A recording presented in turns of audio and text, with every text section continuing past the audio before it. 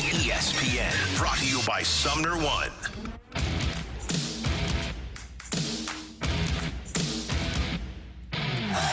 Good morning, everyone, and welcome to the opening drive on 101 ESPN in St. Louis, where it is 7 o'clock. Your time check brought to you by Clarkson Jewelers, an officially licensed Rolex jeweler. Brooke Grimsley is here. Danny Mack is here. Matthew Rocchio is here. I'm Randy Carricker, and it is great to have you with us on a day after another dramatic Cardinal victory. Yeah. Tommy Pham and Tommy Edmonds stay hot. Randy, no. What? They're not with us anymore. Tra-la-la-la-la. Tyler O'Neill. Tyler O'Neill? Oh, nope. Not there anymore. No. But the Cardinals did pick up a victory last night. The expensive guys playing expensive. Arenado with a homer, Goldie with a game-winning RBI double in the ninth. Dan, that was a thrill. It was a thrill. Good morning to you guys. My headset sounds weird. I don't know what the deal is. I got to figure it out. I will figure it out as we go along this morning. But you're tech savvy. You know, it was a game in which you looked at. This is kind of how it was supposed to play out this year with the bullpen being a mainstay for them, which it was for a while. Matthew Liberatore, very good, inning and a third. Kittredge went an inning. Romero went 2/3 of an inning, and Helsley picked up the save at the end, and they did not allow a hit. That big three foursome. Yeah, not just a three, the foursome. But it was the foursome. It was the medium one. And the big three? The big three and a cherry on top. Yeah, there you go. Oh, I like that. That's beautiful, Dan, on this Friday Eve. Yeah, so they won a game. Yeah. And we got to see Lance Lynn start for the first time since July 30th. And, hey, pretty good out there. Career high for him. Or I guess tied his career high with 7 strikeouts. On a serious note, did you guys really want to watch Lance Lynn? Yeah. I mean, would you have rather seen McGreevy, Graceffo? You know, so the question would be, why is he making the start? Yeah. And then what do you do moving forward? It's a great question. Is it a going away start for Lance Lynn? That's what I was wondering last night. Yeah. It's a great way to go out, like the way Waino went out last year.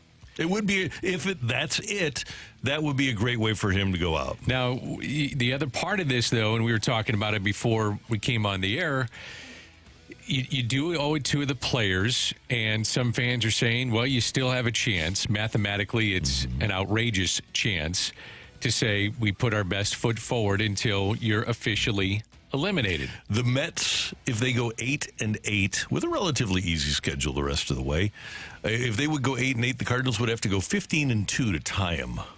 So we're talking about being realistic. Eliminated.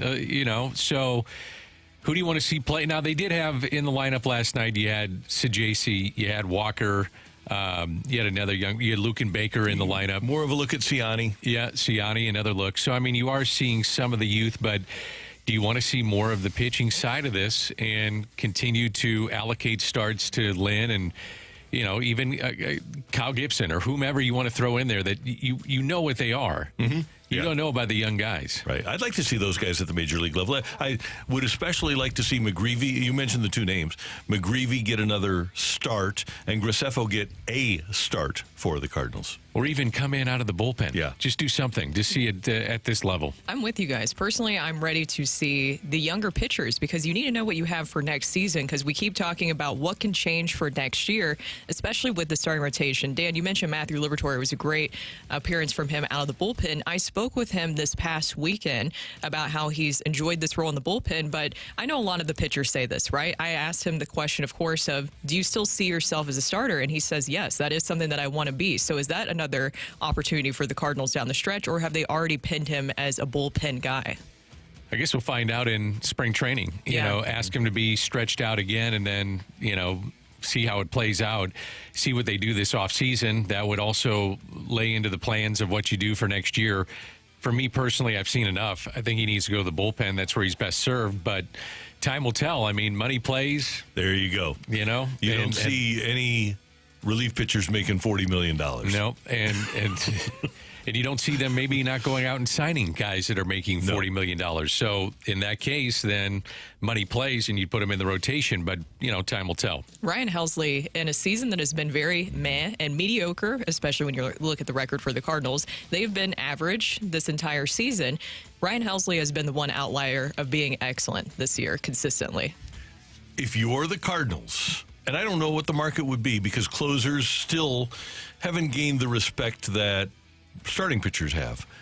I wonder what sort of value he would have heading into his free agent year. And maybe you're better off and the Cardinals are better off keeping him until the deadline next year. But I'm reluctant to say that the Cardinals will sign him before he becomes a free agent. The other thing, too, is if you're looking to dump some money, there is value to him. I mean, he's a dominant closer. He essentially finishes off every game that he comes into. The Cardinals win 95% of the games that he pitches in. So he shows that he is dominant at the back end of games.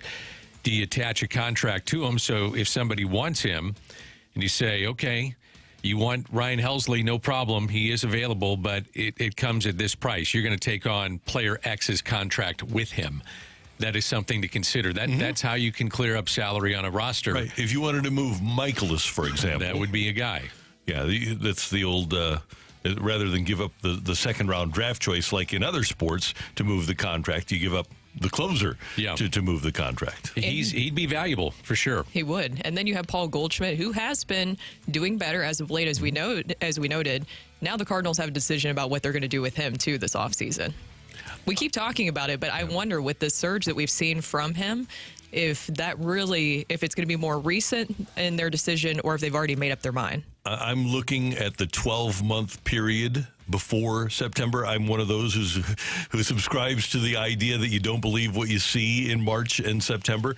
Now, he has been good, and we have to give him credit for that. But would I give him $21 million for 2025? I would not if I had the budget that I perceive the Cardinals are going to have. There are so many question marks going into this offseason. TV contract being number one, that is a massive deal. That's a massive chunk of money that could be eliminated, not just for the Cardinals, but across Major League Baseball as they try to figure this thing out. Rob Manfred was at a conference, I believe, this past week, and I think it was him, but he said, we need to figure this out. It's one of the biggest problems we have in the sport, and it's terrible for our teams who try to plan ahead and figure out exactly what they need to do.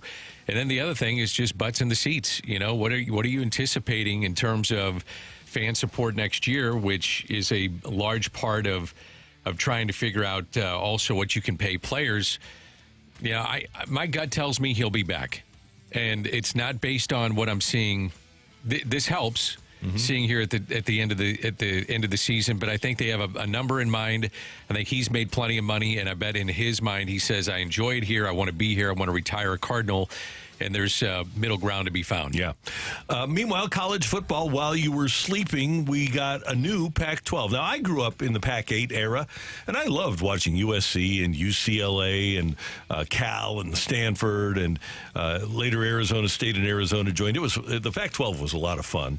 Washington wound up joining, Oregon wound up joining, and they went from the Pac-8 to the Pac-12 ultimately, and then everything fell apart last summer, and they went to being the Pac-2. Well, they just won't go away.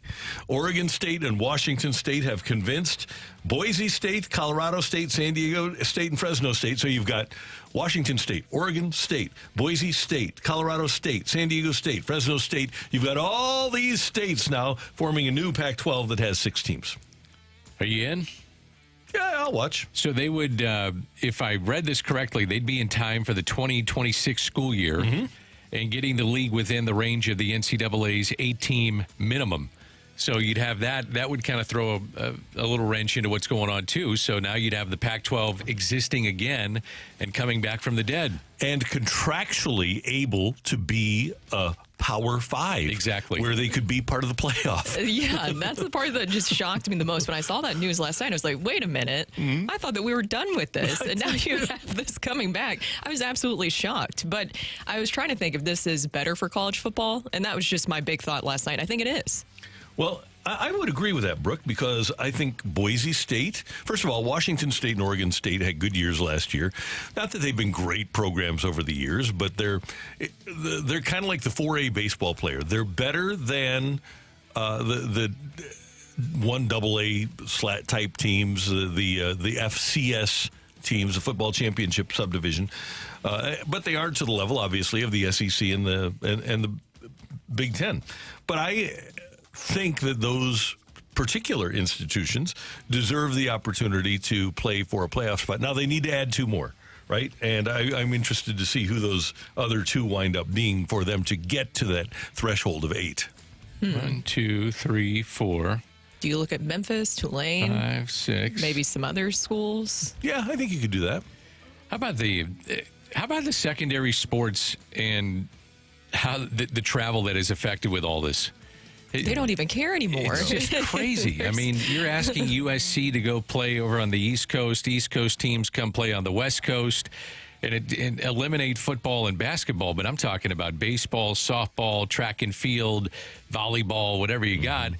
I mean, the expense that football carries in terms of paying the freight is just amazing. It's amazing what they're able to do. Football, Yeah. and then football. And this is with all due respect to college basketball, but college basketball is a fraction of what the revenue generated by college sports is. Yeah, UNLV, maybe another one. I mean, there's a lot of possibilities here for the extra additions. But you're right, Dan. I think that's another thing is that we focus so much on the football aspect of this, but it really is going to affect a lot of the other sports, too, in their travel, where you don't get as many of the nice things when it comes to traveling because there's not as much of a budget, I guess, for it. What about Hawaii?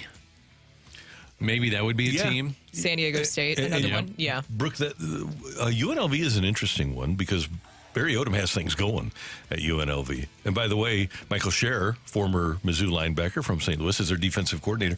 They're pretty good. It's a pretty good program now that Barry has put together. I mean, essentially the idea is pillage the lower conference out west and the Mountain West because those are the only teams that haven't moved in recent years that make geographic sense, because every other team that you can kind of pull in that would be like a borderline Power 5 school if you give them some funding has moved in the last couple of years and is probably on a contract they're stuck in that conference for the next 7, 8, 10, 12, however many long years it is. So you're going to have to pull up like Brooke said, like a UNLV in New Mexico. I don't know. You don't sound excited about that. Because I just look at the teams over in the West, and it's just there's a quality drop a little bit, or we're talking about literally just pillaging the entire Mountain West Conference, and it's like, are you going to get a Pac-12 or are you going to have a Mountain West? Well, that's where they are now. It's going to be the Mountain West, but with the title of the Pac-12. Exactly. Yeah. So what happens to your TV deal then? They reignite that thing? Well, that was why it all fell apart, though, because the commissioner of the Pac-12 wanted to go with Apple, and the school said, nah, we're good. And that's why they all wound up going to other conferences. So they have to find a real TV deal, which I think they could find. The inventory, especially West Coast games, I think you can find the inventory. With all of the Pac-12 teams now that are playing in the Big Ten or the Big 12, you'll be able to find teams that a lot of teams, I would think, that'll play in that 9:30 or 10:30 Central Time slot. I miss late night USC games. I do too. Oh yeah, I really do. I used to watch USC when they were in their heyday under Pete Carroll and doing what they were doing, and just awesome with Reggie Bush and Leinart and all the great players that they had. You'd get done with a full slate of Saturday games, college football, and you'd sit down, you'd have your day, and all of a sudden you'd have the best team in the country on at 9:30 at night. It was awesome. I miss that. I do miss that. Yeah. Here's from the 636. Why not Cal and Stanford going back to the Pac-12? Could we see the ACC falling apart here? I think the money is too great from the ACC. They would never, the new Pac-12 would never be able to match the money, and especially for Stanford, they want to subsidize a lot of athletic programs, and they need the money to do that. If you had to name all Big Ten schools, could you do it? Big Ten? Yeah. 18? How many other? There's what, 18 now? There's 18 in the Big 12. Yeah. Big 10? Yeah. Yeah. 18 of those. Got the SEC down. I'm still getting used to it. Yeah, me too, but I can do it. I know you could. And the big thing is You're mega mind. USC, UCLA, Washington, and Oregon Yep. join the other 14. Coming up tonight here on 101 ESPN at 6:30, the pregame for the Dolphins and the Bills. Thursday Night Football. This is the first Amazon Prime game of the year. Michael's still a voice, I think, on Amazon. He is. And he's with Kirk Herbstreit. So that game will be on Amazon tonight, but it'll also be right here on 101 ESPN, so you'll be able to hear it. Coming up here on the opening drive, Brooke, Dan, Randy, and Matthew with you. We've got sick of it, and we need your texts. What are you sick of? 314-399-9646. 314-399. Yo-ho. Yo-ho. Yes. Yes. Sick of it. Next on 101 ESPN.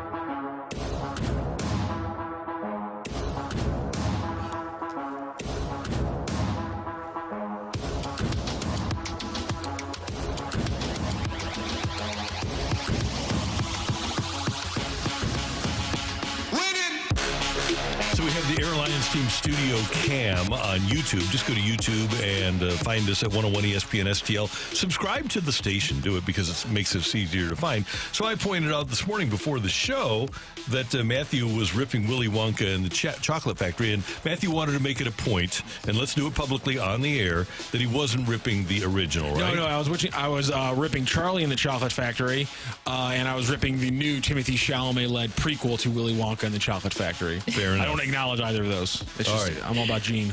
Okay. It's hard to compare to him and his performance in that one. But I was just saying, I didn't hate the Timothée Chalamet one. I didn't hate it. I didn't even watch it. I want one of those golden tickets. Line though. between us. Now, the Johnny Depp one was a little weird. I don't know if you saw I don't that know. one. Was that a kid's movie? I don't know. It was just Is any Tim Burton movie a kid's movie? Probably Ask not. yourself that question. Yeah, Even Nightmare Coraline. Before Christmas. Little heavy. Yeah, it is. Again. It's Should dark. it be? Yeah, pretty dark. All right, Brooke, what are you sick of? So this is what I am sick of. And look, of course, I'm always happy to see the former Cardinals players doing well, and I want them to succeed. But it's a little painful when we look at the situation we're in right now, where, as you mentioned, Randy, if you want to say it again, what are the playoff hopes right now for the Cardinals, mathematically? Virtually nil. If the Mets would go 500 or the Braves would play a game over 500, the Cardinals would have to go 15-2 to tie them. Yes, that is very painful. So what I am sick of is seeing the former players do well. Tyler O'Neill with a walk-off homer last night for the Red Sox. I don't know if everybody saw that. That was his 30th home run of the season. Of course, he has dealt with some injuries along the way because, of course. And then you had Tommy Edman with his third home run in the last 2 games for the Dodgers. Tommy Edman. It's painful because you always wonder why it couldn't work here. Now, Tommy Edman and Tyler O'Neill both contributed to the organization. I'm not taking that away. But if you look at what, especially for Tyler O'Neill, what we got in return, both of those guys didn't pan out. Nick Robertson, Victor Santos. I thought, okay, I was wrong. Yeah. Okay. It didn't work out. So that's what I'm sick of. It's just seeing the success of the other More guys. assets walk out the door.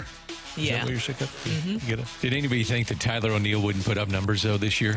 No. Even Mo said he'd get MVP votes. 30 bombs, playing in that ballpark. Yeah. Number one thing, it's a free agency year. It's going to stay on the field. Yeah. Doesn't shock me one bit. No, it's not a surprise. Would have just been nice to have 30 home runs from somebody. It would have been. All right, this is across the board in Major League Baseball, and I watch baseball all over the place. And last night I'm watching, and the lack of fundamentals in the Major League game, I'm sick of it. It's driving me crazy. And even we saw it the other day here in St. Louis with 2 nights ago, the bases loaded, nobody out, and you don't score. But I'm talking about putting a ball in play, scoring a runner from third with less than 2 outs, first pitch of an at-bat, strike 1. You just don't see it anymore. I'm sick of not seeing good, sharp baseball. And the other thing I'm sick of is, and I don't like blaming umpires. I don't, because it's a tough job, and you're going to have bad nights. But C.B. Buckner is awful. Oh. I'm watching the game last night. Verifiably. Giants and Brewers, he missed 17 calls. He remains 90th out of 90 umpires in correct call rate this season. That's only because Angel retired. And that is. He's awful. He's terrible. He's awful, yeah. It's got to be better. Yeah.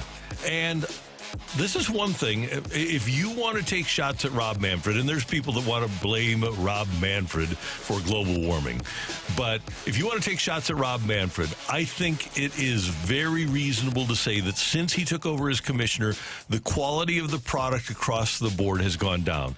The game is more entertaining because of the pitch clock and because of some of the items implemented by the Manfred regime.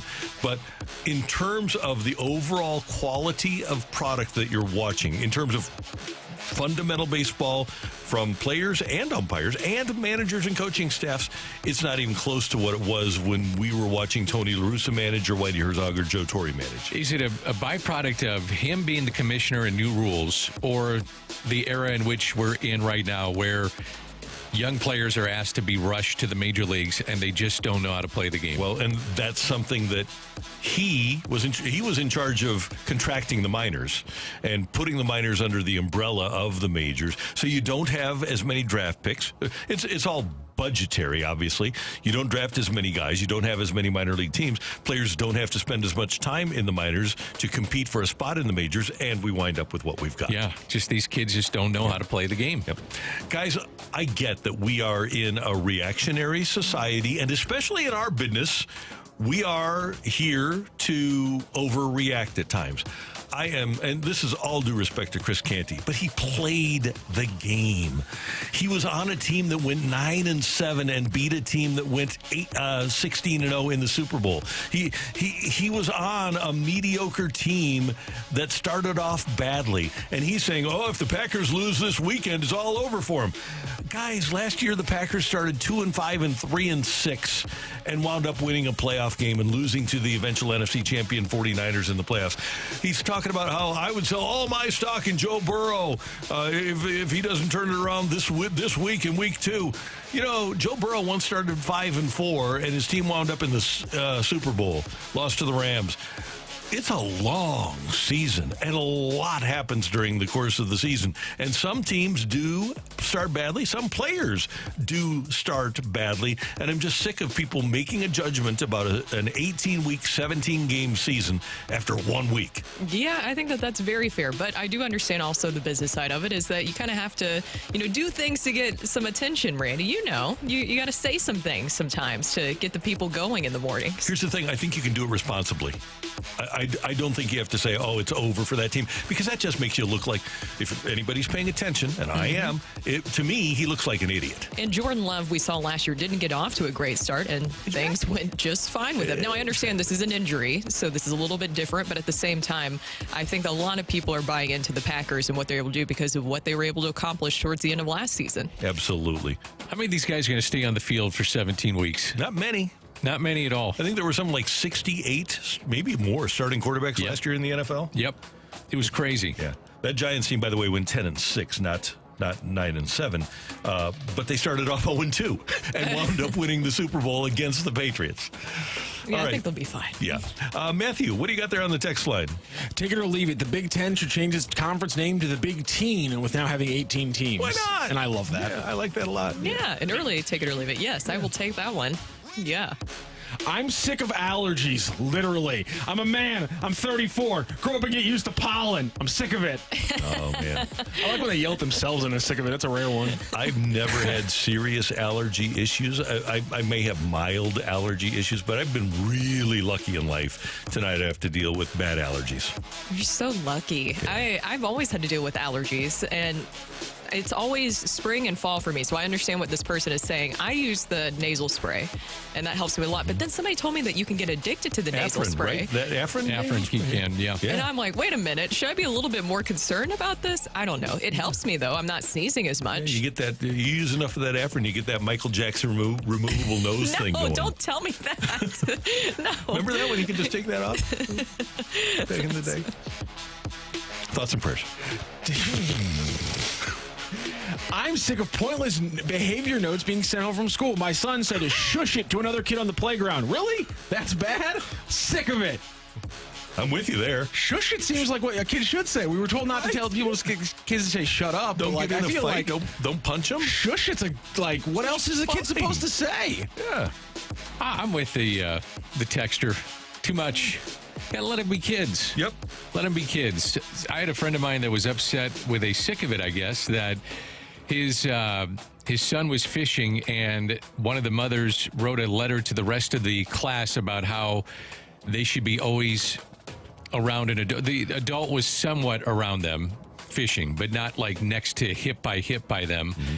It attached at the hip, if you will, and sent out a note and said that they need to ban fishing because the parents aren't close enough.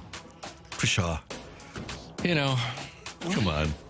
So they're saying that the parents aren't close enough to the kids that are What do you mean fishing. you need to ban fishing?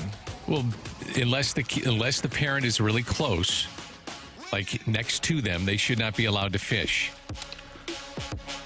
Oh. What's wrong with people today? I don't know. What the heck is wrong It's a with little people? much for me. I'm sick of we've gotten two different texts today. Does that mean that did these people ever read The Adventures of Huckleberry Finn? That's not exactly. My thing is, did they have a childhood themselves? Right. Like, were you never 12? Yeah, right. crazy. We used to play in a creek when I was like 9. Yeah. We literally played in the creak trying to find crawdads and stuff. That's all we used to do. Yeah. That and play wiffle ball. And then My kid wants to get outside. Oh, I better helicopter the entire time. Yeah. We've gotten multiple texts saying I'm sick of traffic. Both 40, 64, and I-270 can suck it. Okay, hold on. Let's see. You want to do it? Okay. Yeah. Oh, yeah, let's go up. Quick one. Lot of traffic, 40, 64, and 270. Traffic, so you can suck it. I am Captain Randy Carricker, 101 ESPN Jetcopter 2. Traffic is not that bad in this city, but like when it is bad, you have to you look around and wonder. There's not that many people here. Why is this happening? Yeah, we got it pretty good traffic-wise. I know that our population is decreasing, and that's why. But when it happens, there are benefits to the population decreasing. I get why people are mad because you have that logic. You're like, there should never be traffic. So when it happens, you're like, why is it happening? What idiot caused this? And I get that. Oh, right. Yeah. It's always one idiot, too. Thank you, Matthew. Thank you. And thanks very much for your text. Coming up, Greg Amsinger, MLB Network, a product of the Lindenwood University. He's coming your way on 101 ESPN.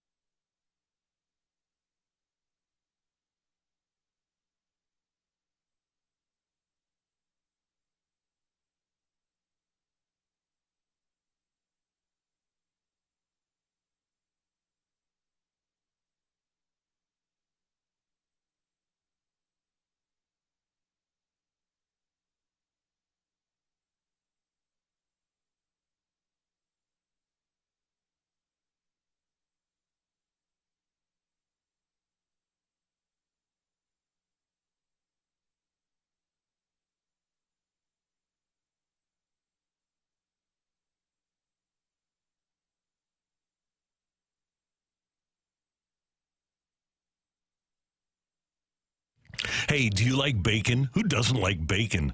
And if you take out your Schnucks Rewards app right now, just take out your phone, open up the Schnucks Rewards app, you'll find out that Schnucks has bacon, delicious Schnucks bacon for just $3.85 a package, a limit of 3 right now when you head to Schnucks. And if you want to put together some spaghetti tonight, well, they've got Schnucks pasta on sale, plus double the points with the Schnucks Rewards app, 4 for $5. You want to do maybe some spaghetti and meatballs tonight, or maybe some linguine with clam sauce. Get everything you need at great prices at Schnucks, and then use the Schnucks Rewards app and get 2% back on everything you purchase. And here's another cool thing about the Schnucks Rewards app. Sometimes you'll get a coupon that says you get 4% back. They'll double your points. So when you go in for your big shop of the week or bi-weekly, well, you can get 4% back, 4 cents on every single dollar that you spend when you go to Schnucks. It's all about the Schnucks Rewards app. I use it when I go grocery shopping, and you should too. Go to Schnucks, but before you go, download the Schnucks Rewards app.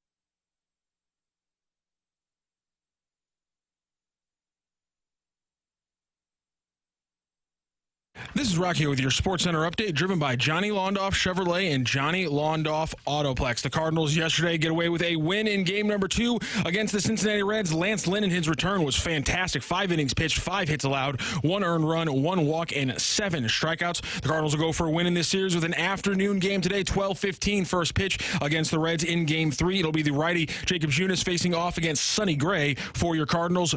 Gray on the season 12-9 with a 3.84 ERA. That is your Sports Center update, driven by Johnny Londoff Chevrolet and Johnny Londoff Autoplex. See them at londoff.com. Chevy, together we drive. Are you kidding me?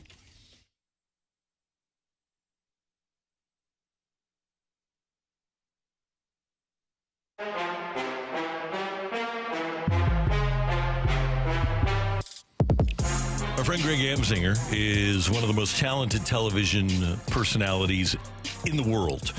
He is a product of the Lindenwood University. He is also a native of St. Louis. He is an avowed Cardinal fan. Last night, one of the most entertaining pieces of programming on TV, Greg's List, featured the top 9 storylines heading down the stretch. Interestingly, Shohei Ohtani, who during the course of the show hit home run number 47 and stole base number 48. He was number 2. Aaron Judge was number 3.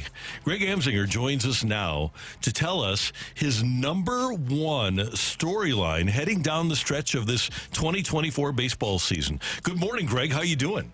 I'm doing well. Thank you for teeing me up perfectly. I feel like you're like sitting next to me on MLB Tonight. Randy, in many ways, you are. You're like the Greg Whisperer. You'll be sending me text messages during commercial breaks. There is a Randy Carricker influence of the show when you watch. Just trust me, there is.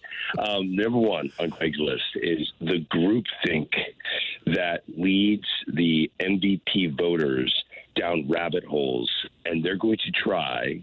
This is not specifically an opinion.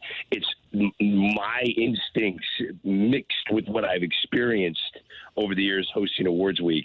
It's groupthink at a high level, and they're trying to talk themselves out of giving the MVP to Shohei Ohtani. And I believe Francisco Lindor could steal the MVP away from Shohei Ohtani, and that is the number 1 player storyline for the remainder 17, 16, however many games are left for your team. Lindor, who leads in FanGraphs wins above replacement metric, and I've talked to many of the voters who care or vote on this award, and they've told me that is the number 1 stat they look at. F-WAR. And the reason they like F-WAR over Baseball References WAR is because they take into account StatCast data, more cutting-edge, new, fresh information, and they're not a big fan of defensive run save, which is a flawed metric that Baseball Reference uses to get overall value for a player. And based on F-WAR right now, Francisco Lindor is the favorite to be the MVP in the National League. And I think Shohei Ohtani's only shot at winning the MVP, he has to go 50-50, which we've never seen in the game before. If he steals 53 bags and hits 49 home runs, I believe, based on what I've seen this groupthink brethren do before, the people that vote for this award, I believe Francisco Lindor will be the MVP over Shohei Ohtani. Hey, Greg, quick question for you. Do you think that if we had a Miggy Triple Crown season like we had in 2013, and Trout had his season, but it was in 2024 rather than 2013, do you think Trout would win that MVP now over Cabrera? I kind of think he would. 100%. Are you talking about the 2012 season where Miggy won the Triple Crown? Yeah. And Mike Trout was the young phenom and stole 49 bags. Right, exactly. Let's just leave all of his stats the way they were. His wins above replacement was over 10 that year. That wasn't the FanGraphs wins above replacement. It was the only one they were using. It's whatever the group think is using.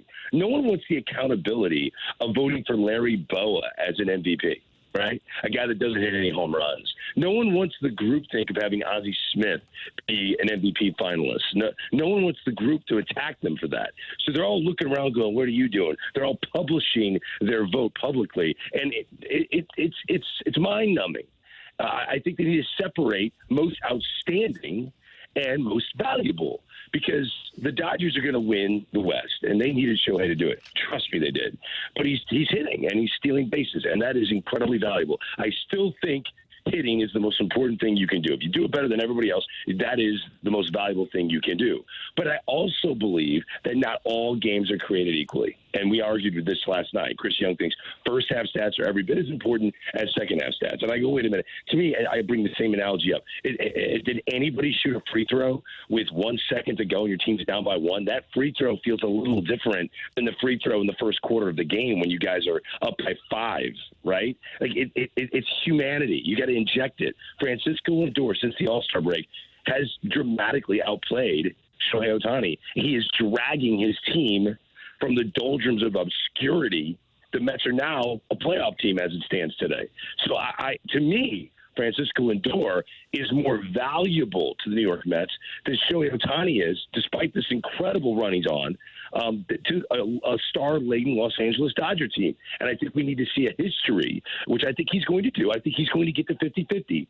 But if he does it, and he's at 49 home runs, I'm telling you, Francisco Lindor, because of F4, which might make you want to F war, but Francisco Lindor might be the MVP.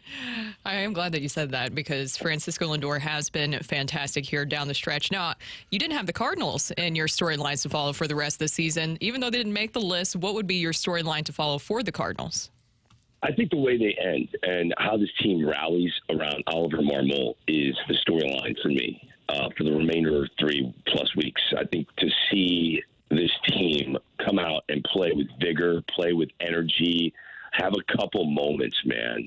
I mean, I'm not kidding you. I went to the Lindenwood, Kansas game, okay? Lindenwood football kicked off the season against 22nd ranked Kansas.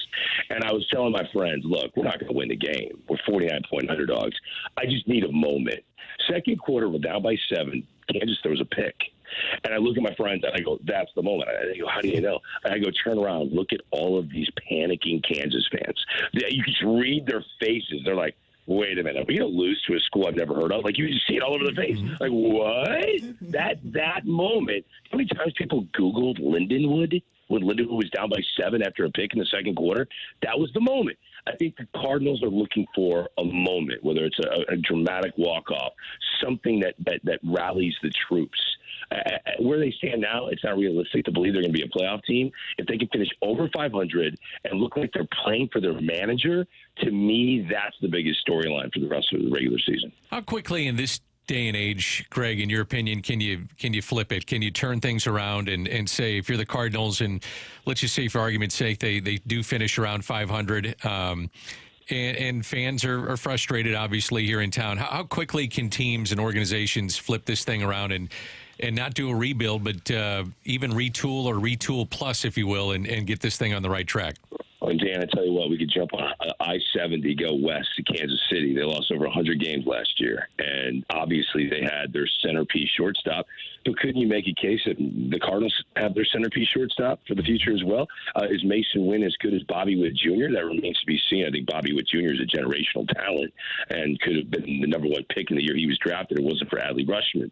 Now they've got a future Hall of Famer on their roster, and Sal Perez has been a mainstay staple. Cardinals are going to have Nolan Arenado at this point coming back. He's a future Hall of Famer on your roster.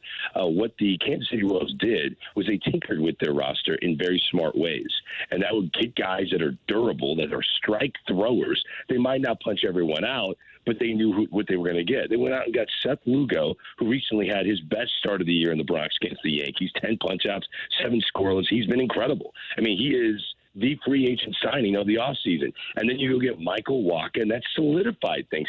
The bullpen, they brought in Will Smith, who recruited other free agents to join him, and he's been the worst reliever they had, believe it or not. But they went from over 100 losses, didn't get to 60 wins last year, and here they are grinding in games that felt like playoff atmosphere ball games against the New York Yankees in a series in September. It's been amazing to watch. Now, they had someone become an MVP candidate. That Bobby Witt Jr. took his game to the next level. Sal Perez is still playing like a future Hall of Famer, but they needed surprises, pleasant surprises along the way. Before he got hurt, Denny Pasquantino was one of the elite RBI guys. This kid Massey at second base who homered last night, he's the real deal. They believe in him, and they've littered the roster with speed. Michael Garcia, a super utility guy that can do so many things. And look what they did once they became winners. They're top 6 in the order.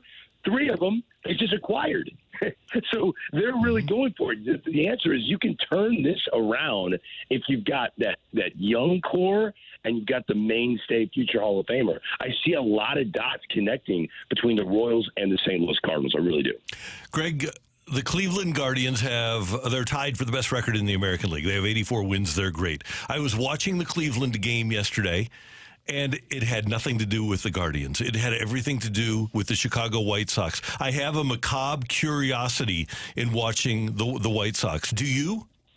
No, I don't. I just want to see what happens next. I mean, it's the saddest season. This is the saddest season I've ever encountered. I think it's the saddest season in baseball history. People point to the Mets in their first year of existence when they broke the record of most losses. Time out. That was their first year in existence. This is not the same thing. I mean, people in New York were excited that this team called the Mets were trotting out onto a diamond in Flushing. They were so thrilled about that. So even if they lose 120 games, at least they got a club, right? This is not the same thing. This organization is, I always say you don't want to be in the middle, right? Because being in the gray is just that you're not going to ever win. You're either going to blow it up or you're all in. I didn't know there was a, below blowing it up. This is below that. And Chris Getz is excited about the future. And I personally think that the Chicago White Sox are going to need a very outside-the-box approach. Mm-hmm. And what I believe they should do is take someone like Buck Showalter and not just make him the manager, but make him a co-GM. They need somebody who has extreme baseball intellect to hand-pick draft picks, to go and redo their farm system, a ground-up approach, something Buck Showalter has done throughout his career. I believe they need someone that not necessarily old school. Let him hire the manager in waiting, which Bruce Bochy knows Will Venable's going to replace him in Texas, but have somebody that understands how to do it.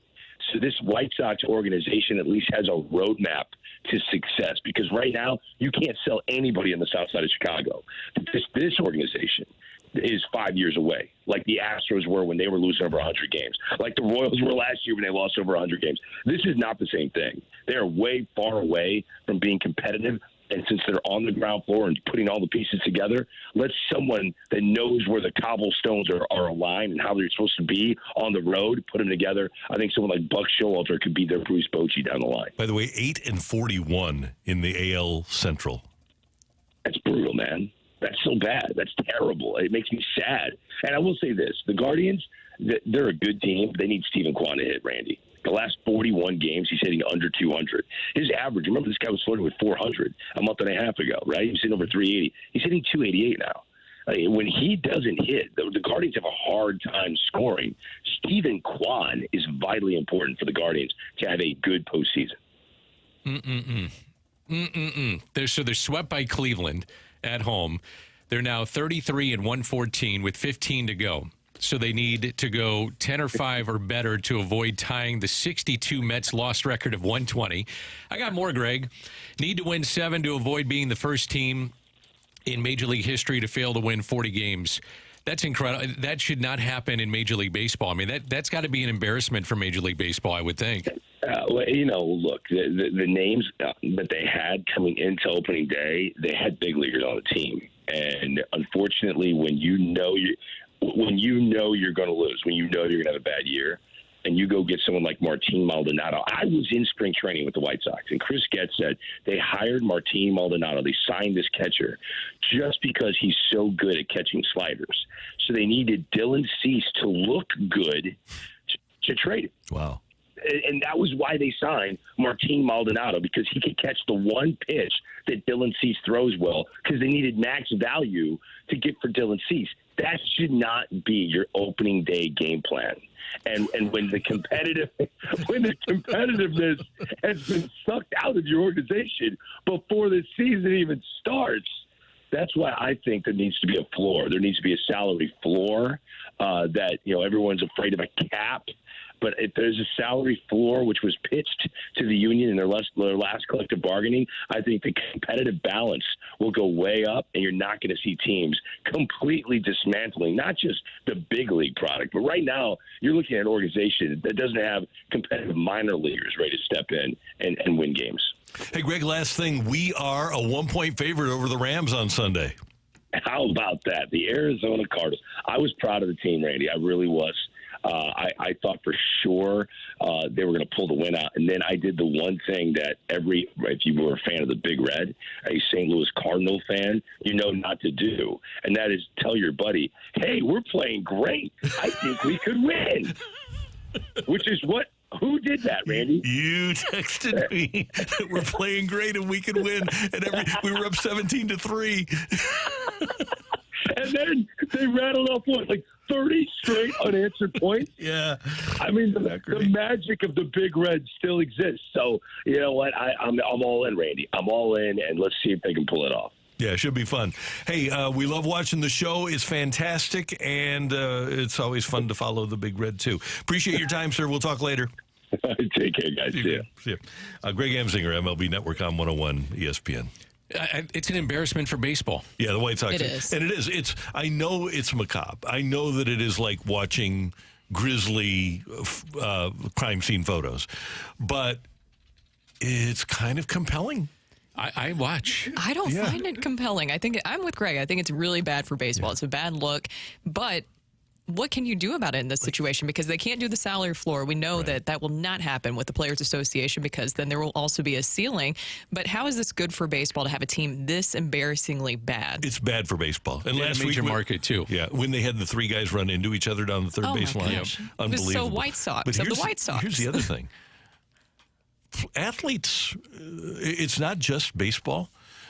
But if you're a good baseball player and you know about Jerry Reinsdorf, not only with the White Sox, but with the Bulls, I don't know how they get players to go there now. That's the thing I was thinking is who would sign there at this point? I mean, and if you did get somebody to sign there, you'd have to overpay for them by leaps and bounds just to get them to accept the idea of going there. Yep. So you'd have to way overpay than what they might get somewhere else just to convince them to come and play there. And they've done it multiple times. Remember maybe a decade and a half ago when they were within two and a half games of the lead and they bailed at the trade deadline?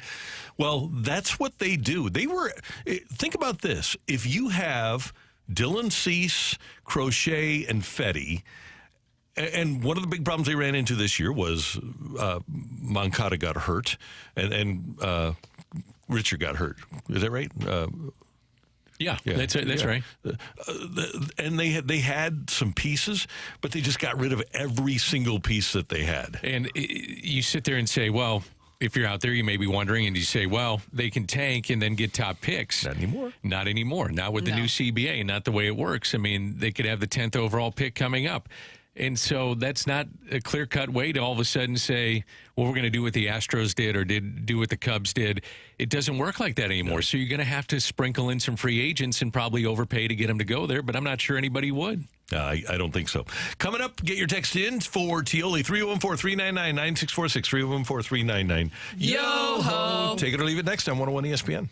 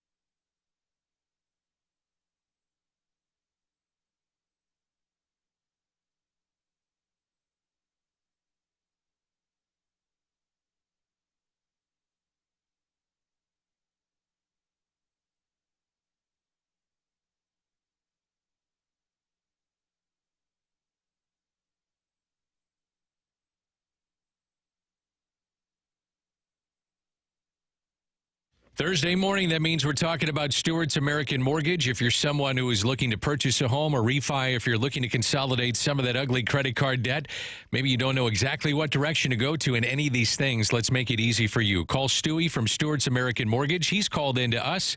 And Stewie, there are a lot of different ways to save money, isn't there? Danny, there's different ways. Some people need to consolidate their debt, improve their cash flow. Other people just go from a higher rate to a lower rate and enjoy the lower payments.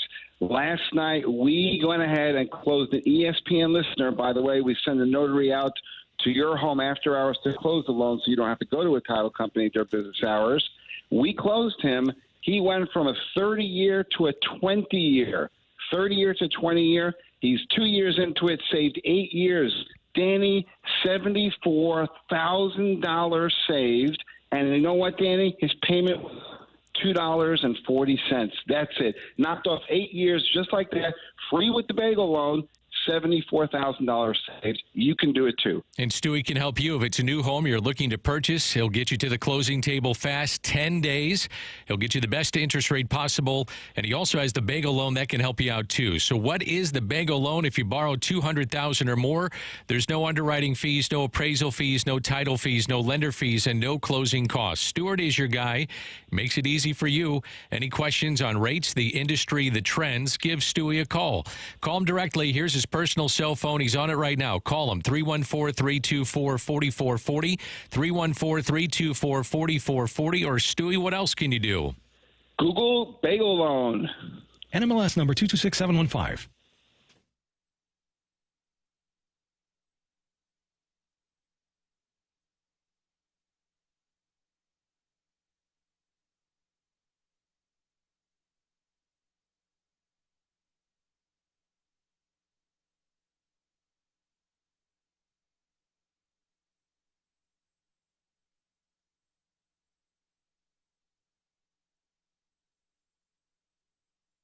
Time for Take It or Leave It. Want to say something? Put it out there. If you like it, you can take it. If you don't, send it right back. Get your text into 314-399-9646 and give us your Take It or Leave It. Brought to you by Gloria Lou Realty. Visit GloriaHasTheBuyers.com and start packing. That's my final offer. Take it or leave it.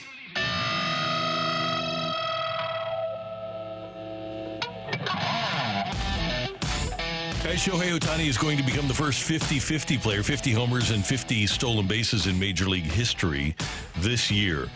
But take it or leave it, with the likes of Bobby Witt and Ronald Acuna Jr. and Ellie De La Cruz, in the next 5 years there will be multiple other 50-50 seasons. Multiple other 50-50 seasons. Last year, Bobby Witt had 30 and 49. Acuna obviously had his 41 and 73. De La Cruz is capable of it. I think there's a lot of people capable of it, and Shohei wants to do it. Yeah. I think now, with him doing it, I think other players will want to do it. I think Ellie De La Cruz would be the one for me, just because of the ballpark that he plays in, and we've seen him in 2 nights here in St. Louis. When he gets on, how exciting he is, and he's only going to get better as he gets older. So I'll take that. I think there's going to be some others that do it. Who is the most exciting player, though? Who's the most electrifying player? Would it be De La Cruz, Witt, Judge, If you're saying Ohtani? electrifying, Electrifying. I'm still going to say Shohei.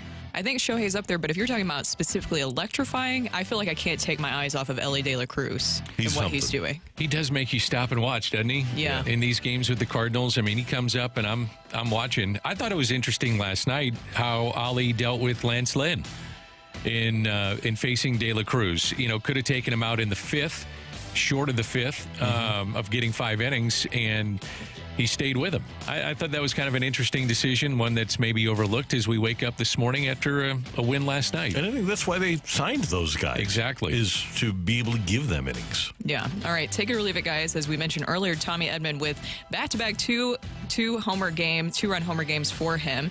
And Jack Flaherty has been doing pretty well for the Dodgers. So take it or leave it. There will be a game during the playoffs this season where Jack Flaherty does well on the mound, and Tommy Edman will be the hero of that game. I'm going to take that.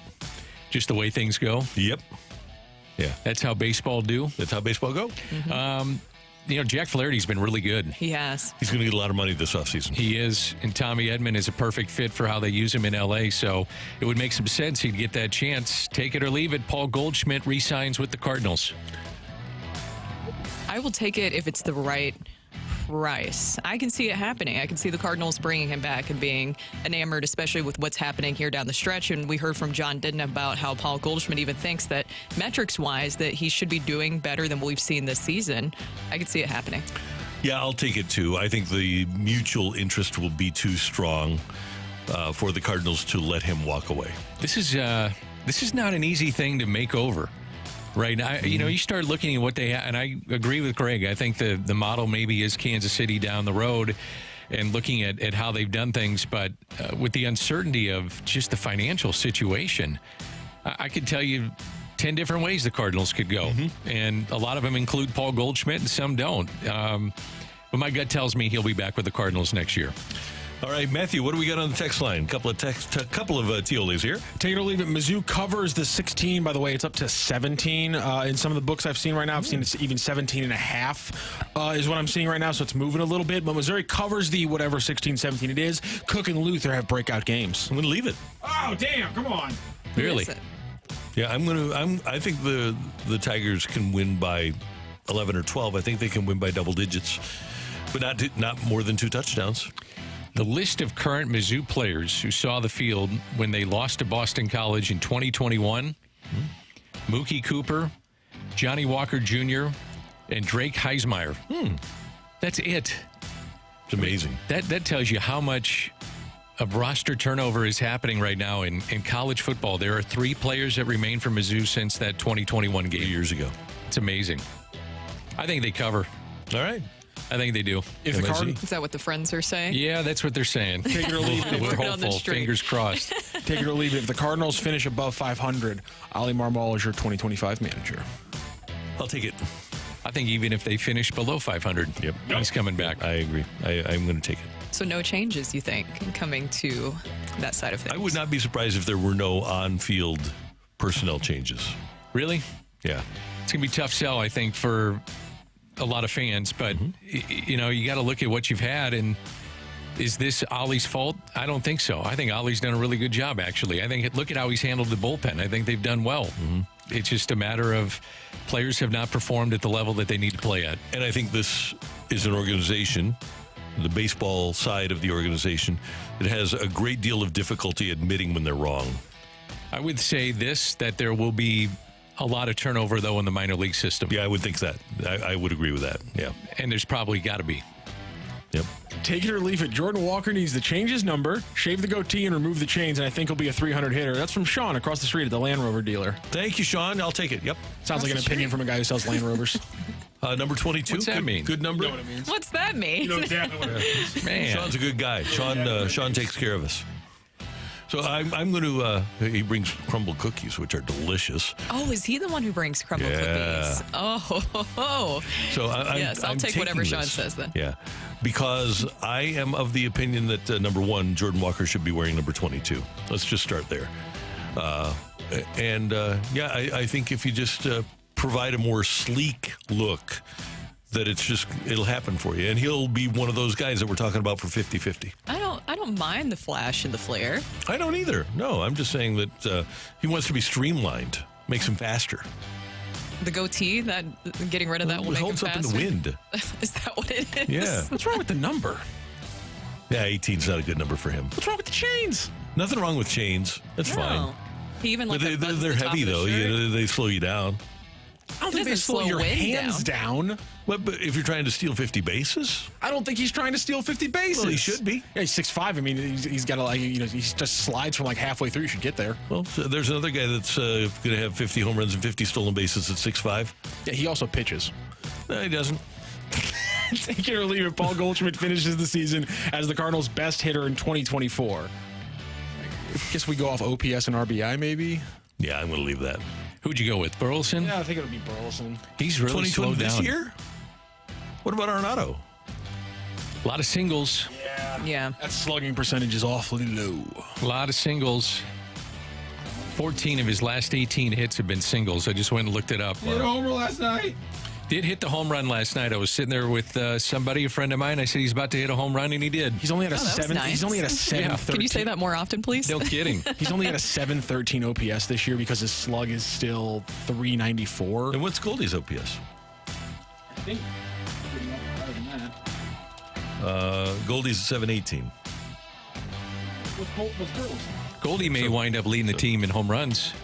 Yeah. Okay, I'll Let's see, Goldie's at 21, Burleson's at 21 when you're talking about home runs, Dan. Yeah, Burley's at a 749 OPS. Okay. So if we take Goldie, that says a lot about this team. Yeah. Because It does. we don't want to dismiss April, May, June, July, and half of August. Yeah. The rest of the season wasn't great. Right. Watching how they approach Walker in this last night, it was change-ups, and it's change-ups and 3-2 counts. He's just got to make that adjustment. And if he doesn't make the adjustment, This is what you're going to have. Yep. It is what it is. Thank you, Matthew. Thank you, Randy. And thank you very much for your texts. We do appreciate them. Coming up, should we feel better about future Cardinal starting pitching? That's next on 101 ESPN.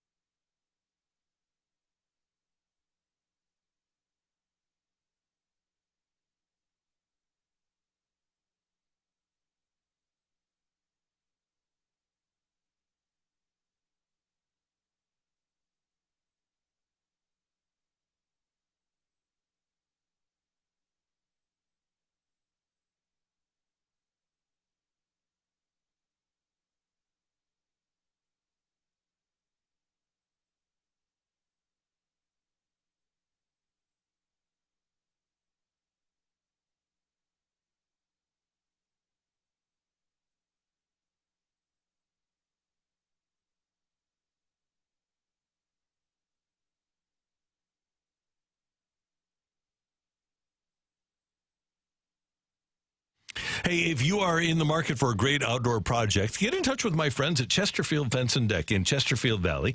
Their number is 800-300-4054. You can find them on the web at chesterfieldfence.com. And the first thing you should know is that if you do call them and mention that you heard about them on my show, Randy Carricker's show, you can get 20% off your next outdoor project that's installed by Chesterfield Fence and Deck. And they do more than fences and decks. They do sunrooms and screen rooms, patios and pergolas. They do fabulous work. As a matter of fact, they make a commitment to put quality and professionalism first in everything they do at Chesterfield Fence and Deck. And that's why they have an A-plus rating from the Better Business Bureau, and their warranties of 5 years for their workmanship, and of course, significant other material warranties as well. You're going to love the work that they do for you. Get in touch with Chesterfield Fence and Deck. Have them come out and provide you a free, no-obligation project design for whatever you want done. See their site at chesterfieldfence.com. Call them at 800-300-4054 and utilize Chesterfield Fence and Deck, the sign you have the very best.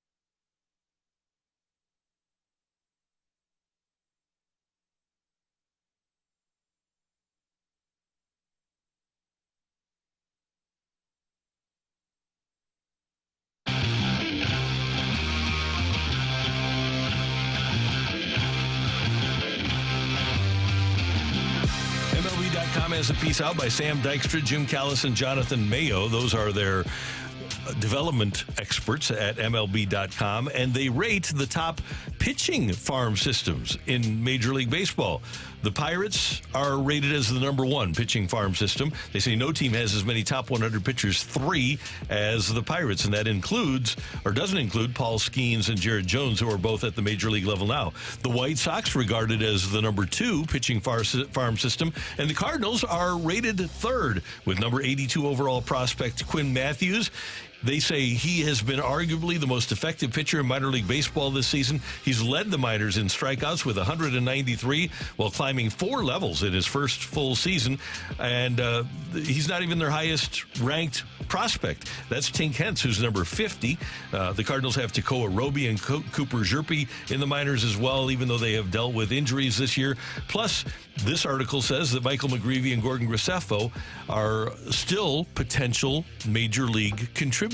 So with that being the case, if the Cardinals can get somebody to develop these young players, maybe we should feel better about the future of the Cardinal pitching than I feel right now. The key is what you just said right there, is that somebody who can make sure that we're really developing and getting the most out of these young pitchers, because I don't want another situation, which I know that especially this season, Zach Thompson lost some weight coming in. Dan, you were quick to point out the dip in velo that we saw early for him. I don't want to see that situation play out again, and making sure that we can get the most out of these young pitchers and that there's a plan in place. Tink Hence really is so talented. Something to watch for, though, as you mentioned, Randy, is the injuries. He actually exited last night's game in Springfield early, which was really tough to see because all season long he had a fantastic first half of the season where he was really building up his pitch count, working 6 innings 3 times, 7 innings once.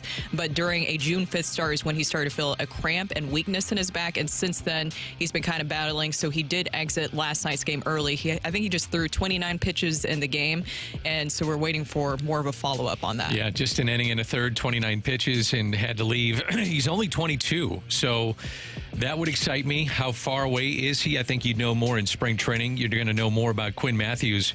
If he's rising as fast as he is through the system, just how far away is he from Major League Baseball? And usually, if you get to the AA level, you're there. You're on the radar. You know, there are guys that make that jump and skip AAA and go to the major leagues, but it's about development. And we've mentioned this before, and it's not only pitchers, but position players too. It's about trying to hit on some of these guys. If the Cardinals are going to have a situation where payroll is cut, which is on the table, I'm sure, you got to hit on some of these prospects. And if you don't, then it's going to be a tough go. Because you just can't go out and supplement it every single time with free agency. It just doesn't work. And especially a year like this year, you may never be able again to go out and get 3 starters that you say, okay, they're going to give us 6 innings each. That is a thing of the past because pitchers now are 5-inning starters. And you don't find pitchers now that want to give you innings like Lynn, like Gibson, like Sonny Gray. It just doesn't happen anymore. There just aren't as many of those guys out there. There's a reason that those guys are 34, 35, 36, 37, because they are old school. And usually when you're in your 20s, you aren't as old school. But I just look at the different people. The common denominator here is not the manager, is not the pitching coach over the last decade, because they've had 3 different managers, they've had multiple pitching coaches.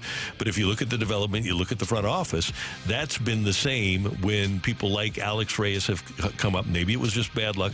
Jack Flaherty came up. Maybe it was just bad luck. Now you've got Palante, and hopefully that'll work out. They drafted McGreevy with a number 1 pick. Graceffo was their minor league pitcher of the year. They have really not, I don't think it's even my opinion. It's factual to say that they have not developed a sustainable, quality starting pitcher for 20 years. And Dan, you mentioned it there with payroll and everything. I think just kind of reading the tea leaves that payroll is going to go down, but one of the best ways to do it is if you're able to get the most out of the pitchers within your organization, that homegrown talent. Now, I have a question for you guys about Tink Hence, because as I mentioned earlier in the first half of the season, they were obviously stretching him out a little bit, but from everything I've heard and read, he profiles a little bit more as a closer. So is that maybe your answer for the future of that position here at the major league level? Oh, I'd say time will tell, just depending on what your needs are at that time. But you have to try him first as a starter. Absolutely. Yes. and then find out what he is. But every single pitcher that you have, you should try first as a starter. With what they have in terms of Gibson and Lynn and what they owe them if they want to bring them back next year, is it worth the conversation of bringing one or both back? I mean, they've been pretty much what you thought. Now, Lynn got hurt. He's only had 111 innings this season, but Gibson and Gray, 154 innings. Michaelis, 155. I mean, this has been what you thought they were going to be. If those guys aren't ready, then what do you do to fill those spots? Is it Steven Matz? Palante certainly in the conversation. You know you got Gray coming back. What do you do with Michaelis? There's a lot of things that they could do to maneuver this thing. That's why I wanted to see one of these young guys again down the stretch so that we could figure out more about the starting rotation in the future, because at this point, it almost seems like you do need to bring back one of those guys. And I'm not taking away from what they have been able to do here. That was a great start from Lance Lynn yesterday. Kyle Gibson has been especially good down the stretch here, but now it feels like you're in that position where you have to bring one of those guys back because we haven't seen any of those younger guys. I just wonder, though, let's look at the 4 contracts that you have. Gray, Michaelis, Fetty, Matz. Okay, so if you get rid of one of those and keep Lynn or Gibson, do you feel like your team is much better next year than it is this year? Well, I think you'd say minus Michaelis, just because it's been a tough year for him. So if you took him out of the rotation, took him out of the equation, might be a little bit better. So, I mean, he's had a rough year, man. He has. So what you need is number one. Now, maybe Quinn Matthews is that number one. Maybe he can be that guy as a rookie. But that's what the Cardinals need. The Cardinals need a guy that in his 30 starts, the team goes 20-10. They need a lot more, too. Yeah, they do. And that's why I just don't know how you allocate all the fun. I mean, with the uncertainty of it, where are you going to allocate all the funds? And talking about Goldie, then what do you do with Michaelis? What happens with Ryan Helsley? Do you bring back a Gibson or a Lynn? I mean, there's a lot of things that they could do to go one way or the other. Here's my approach, and the only reason I have this approach is because of the age of the pitchers out there. And if I could do a Michaelis, if I could attach somebody and move the Michaelis contract, I want at this stage, because I'm assuming this team is going to be right around 500, I would rather have a young team with a chance to ascend rather than guys that are in their late 30s that I know are going to descend. Here's the other part, too. Just thinking about that and having young guys come through. You need to have veterans around them and teach them about the game. Well, that's why you have Sonny Gray. That's one of them, you would hope. But I know Gibson has meant a lot to this team. I've talked to people down there. They talk about it. Lynn, outside of the games he starts, what he means to some of these players. Steven Matz is another name that's brought up a lot. Steven Matz is a likable guy and certainly somebody that they lean on. You're going to need some of those guys to stick around, too. I don't know who they are, but you're going to need them. It'd be nice if you had the combination of actual on-field production with leadership. So, Steven Matz, stay healthy, see what you can do.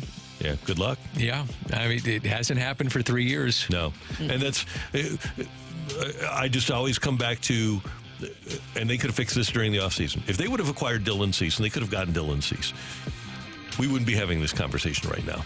And that's a shame on them. Because he's missing that 1-2 punch. Even with Sonny Gray, he was at his best when we looked, because who was right in front of him? Pablo Lopez. Exactly. Yep. That is today's Fresh Take here on 101 ESPN. Coming up tonight here on 101 ESPN, you've got the Dolphins and the Bills. Are the two starting quarterbacks in this game underrated? That's coming your way on 101 ESPN.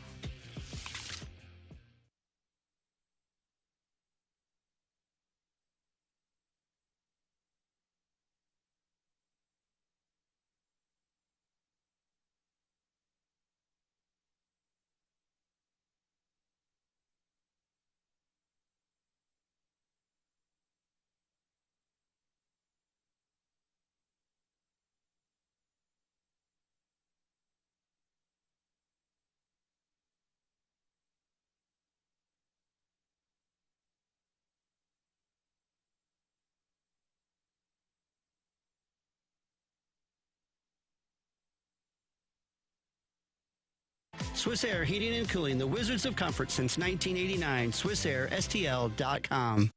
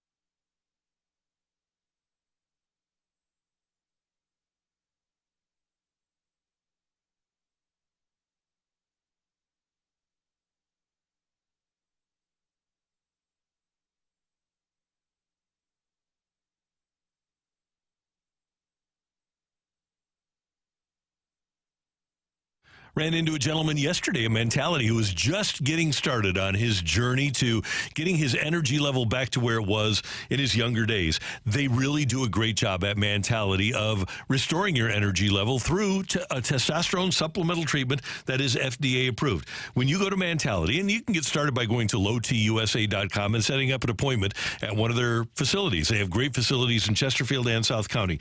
Go in, and you're going to talk to the doctors. Their board-certified physicians are going to find out where your testosterone level is, and then they're going to start with this supplemental treatment that gets you back to where you were when you were younger in terms of your testosterone level. And those decreased levels of testosterone lead to low energy and motivation that you get back. Those low levels of testosterone lead to fatigue and being tired all the time, and you aren't anymore. If you have some anxiousness issues, those might go away with Mentality and getting your testosterone level back to where it was when you were in your younger days. Get started now at Mentality. Tell them Randy sent you.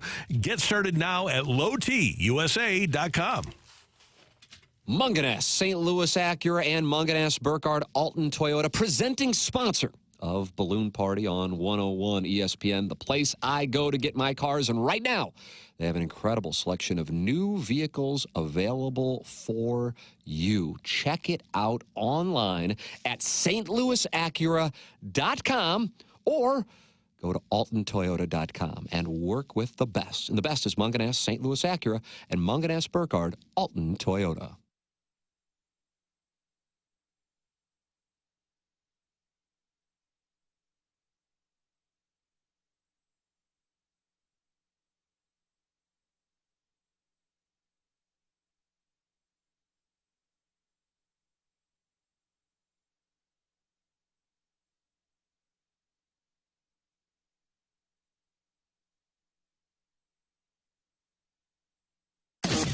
From the Car Shield studio, this is the Opening Drive on 101 ESPN.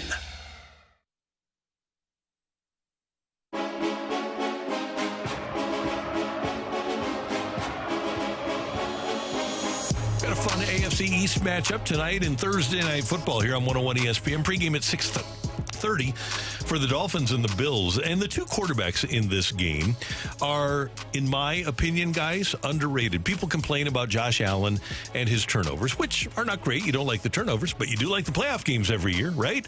And people are complaining about Tua Tagovailoa because they say he's not on the field enough, but he was on the field all of last year, enough at least to lead the league in passing yards with 4,624.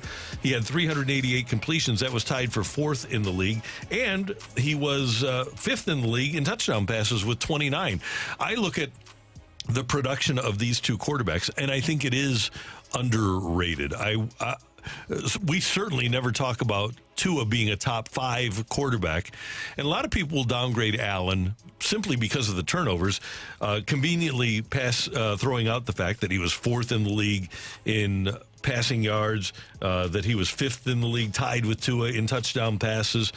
He's a pretty darn good player, Josh Allen is, and his ancillary benefit of being so mobile, kind of being his era's Ben Roethlisberger, it's not talked about enough because of the fact that he throws interceptions now and then. Yeah, I think that he is, Josh Allen specifically, as you're talking about there, he's at times mischaracterized as kind of this boom or bust quarterback. And look, we get very fixated on the interceptions because they do happen. Sometimes he's a little bit reckless with the football, but he's also such a big threat. And I think that's something that you can't discount what he's able to do. Randy, you mentioned it, the success, though, that they've still been able to have with the Bills. I think any team, any organization would take Josh Allen as their quarterback any day. And I think that just eliminates the overrated conversation, because if you're an organization, if you're a franchise and you're starting and you want a quarterback, you're just starting from scratch and you want a quarterback, I would want Josh Allen. I'd want what he's able to do, because the Bills have produced a top 10 offense for 4 straight seasons, and it's been top 5 in 3 of those seasons. And it's been a bumpy ride at times, especially with last year, but they still finished 3rd in offensive efficiency. He is a very efficient quarterback. They're in every game. Mm-hmm. You guys notice that? Every game in the NFL seems to come down to the fourth quarter and a possession here or there. It seems like every game for the Buffalo Bills comes down to a final possession. I went back and looked at their season last year and their scoring totals. Broncos beat them by 2. They mauled the Jets. They won by 3 or lost by 3 to the Eagles. They lost by 3 to the Chiefs. I mean, every game they are in it. And Josh Allen goes into tonight's game in his last 5 against the Dolphins, 359 passing, 320, 352, 304, 400. I would anticipate that happens again tonight. I guess the question would be, if you're evaluating him this year, is what's he going to be like without Stephon Diggs? Mm-hmm. I mean, so you got to have the weapons around you. Tua's got some weapons, clearly, in Tyreek Hill and others, Waddle being the other one. But what do you do when you have lesser weapons around you? And is it a byproduct of just having the great weapons, or you're just a great player that elevates players to be better than maybe you anticipate? And I think Allen is that guy. And by the way, in their playoffs, in the games they've been knocked out of the playoffs in the last 5 years, they've allowed 38 points, 42 points, 27 points, and then last year they allowed 27 points in the game that knocked them out of the playoffs. And they've been knocked out of the playoffs 3 times by the Chiefs. Well, you can't knock them for that, can you? No. The Chiefs are in a different tier of their own, and we get some people who are texting in saying, well, good morning, I hear what you guys are saying, but the players voted him as overrated. Now, I know that I brought that story in the past. It was just 11 players out of, I believe, 103 that voted him as the most overrated. Look, if people are hating on you, you might be doing something right, because he was also voted as the best trash talker in the league, so maybe there's something that goes along with that there. The fact of the matter is that if it wasn't for Allen, the Bills wouldn't consistently make the playoffs. And my question for those 11 would be, unless they're members of the Chiefs, would you take Josh Allen on your team? Yes. Yes. Yes. Exactly. Unless you're the Chiefs. I think that we just get so enamored because of Patrick Mahomes. He's in a completely different tier of quarterback. He's in a league of his own currently right now, and there is a little bit of a drop-off after that. You can't, when you're doing the comparisons, of course, a lot of people will fall short of Patrick Mahomes and his accomplishments, but I believe that Josh Allen is up there. I think he's a great quarterback. A lot of teams, as you mentioned, Randy, Titans, I would take him today. If we could have him, I would do it 100%. Now, we did have that bad pick 6 the other day, so as long as we don't have that happening with the interceptions, then that's completely fine. But I think Tua, too, is a product of a lot of people want to discount what he's been able to do. He's progressed every single year since his rookie season, and I think a lot of people try to take away some of his accomplishments because of Tyreek Hill, because of Mike McDaniel and what he's able to do offensively, but still, he's the quarterback that's executing the throws. Yeah, don't blame guys for having targets. They have Waddle too. Yep. But the fact of the matter is, he does get the ball into their hands. He's his completion percentage is off the charts, so he's doing a good job of getting the ball to where it needs to go. Tyreek raves about him, says he's the most accurate quarterback he ever played with, and that includes Mahomes. And the other thing too will be if he can win in cold weather. You know, as the season goes along, you'll get credit for doing that, and not just be a product of playing in Miami and playing in warm weather. That's something that you have to keep in mind. You guys talked about it, the turnovers with Josh Allen. To me, you live and die with it. He's a gunslinger. He reminds me of Brett Favre. I love watching him play. He's one of my favorite players to watch. Yeah. Entertainment factor, he's as good as they come. Well, and when Kurt Warner would throw a deep ball that would get picked off, he'd come back to Mike Martz, and Martz would say, don't worry about it. We're going to do it again next time. Do it again. And you can't worry about it. Can't worry about the last play, and he doesn't. He's a gunslinger. Yep. We have the action tonight. Dolphins and Bills pregame at 6:30 here on 101 ESPN. As the opening drive rolls on, we've got the fight for you next. Matthew, I assume we need a new fighter today, huh? 314-399-9646, 314-399. Yo-ho! Texting your name and the word fight, and maybe you will fight me next here on 101 ESPN. So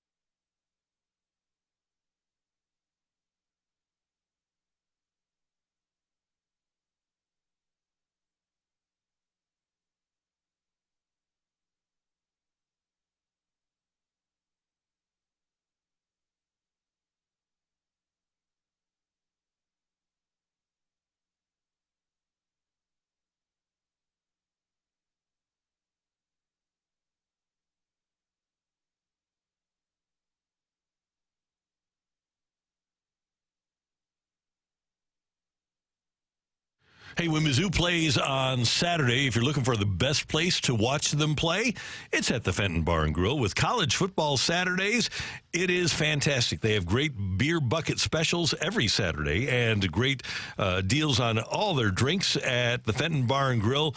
You can take advantage of the J.J. Rieger Mizzou bourbon that's there all day long until 6 p.m. They have their 6 for $6 appetizer, 6 delicious appetizers for $6 each. They have 10 TVs, and they'll find your game, but you'll be able to watch Mizzou and BC on Saturday at the Fenton Bar and Grill. A phenomenal serving staff of Jamie and Dawn and Rachel will be there, plus Alicia and Casey and Heather. Say hi to the whole gang and order great food, have great drink, great ambiance, and cheer on Mizzou as they take on Boston College Saturday. It's the Fenton Bar and Grill. Stop by and share the day with your friends and Mizzou fans. Have a great time at the Fenton Bar and Grill. And when you go, whether it's for Saturday football or maybe for lunch today or tomorrow or dinner or a happy hour, tell them Randy sent you.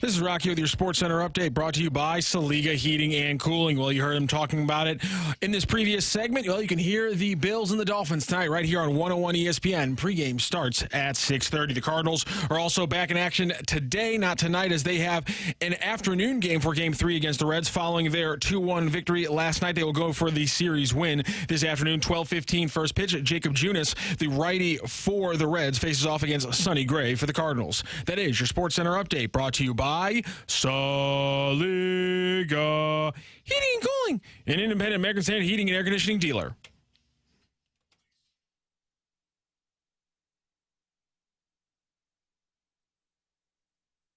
Welcome to the fight. In the red corner, Average Joe Listener. And in the blue corner, the undisputed king of morning drive. Please welcome Randy Carricker. Welcome back to the opening drive. Brooke, Dan, Rockio, and Randy here, and it is time for the fight. And our fighter today is Eric. Eric, how are you doing this morning? Hey, I'm doing good. Are you excited to face Randy in the fight today? I'm ready to go.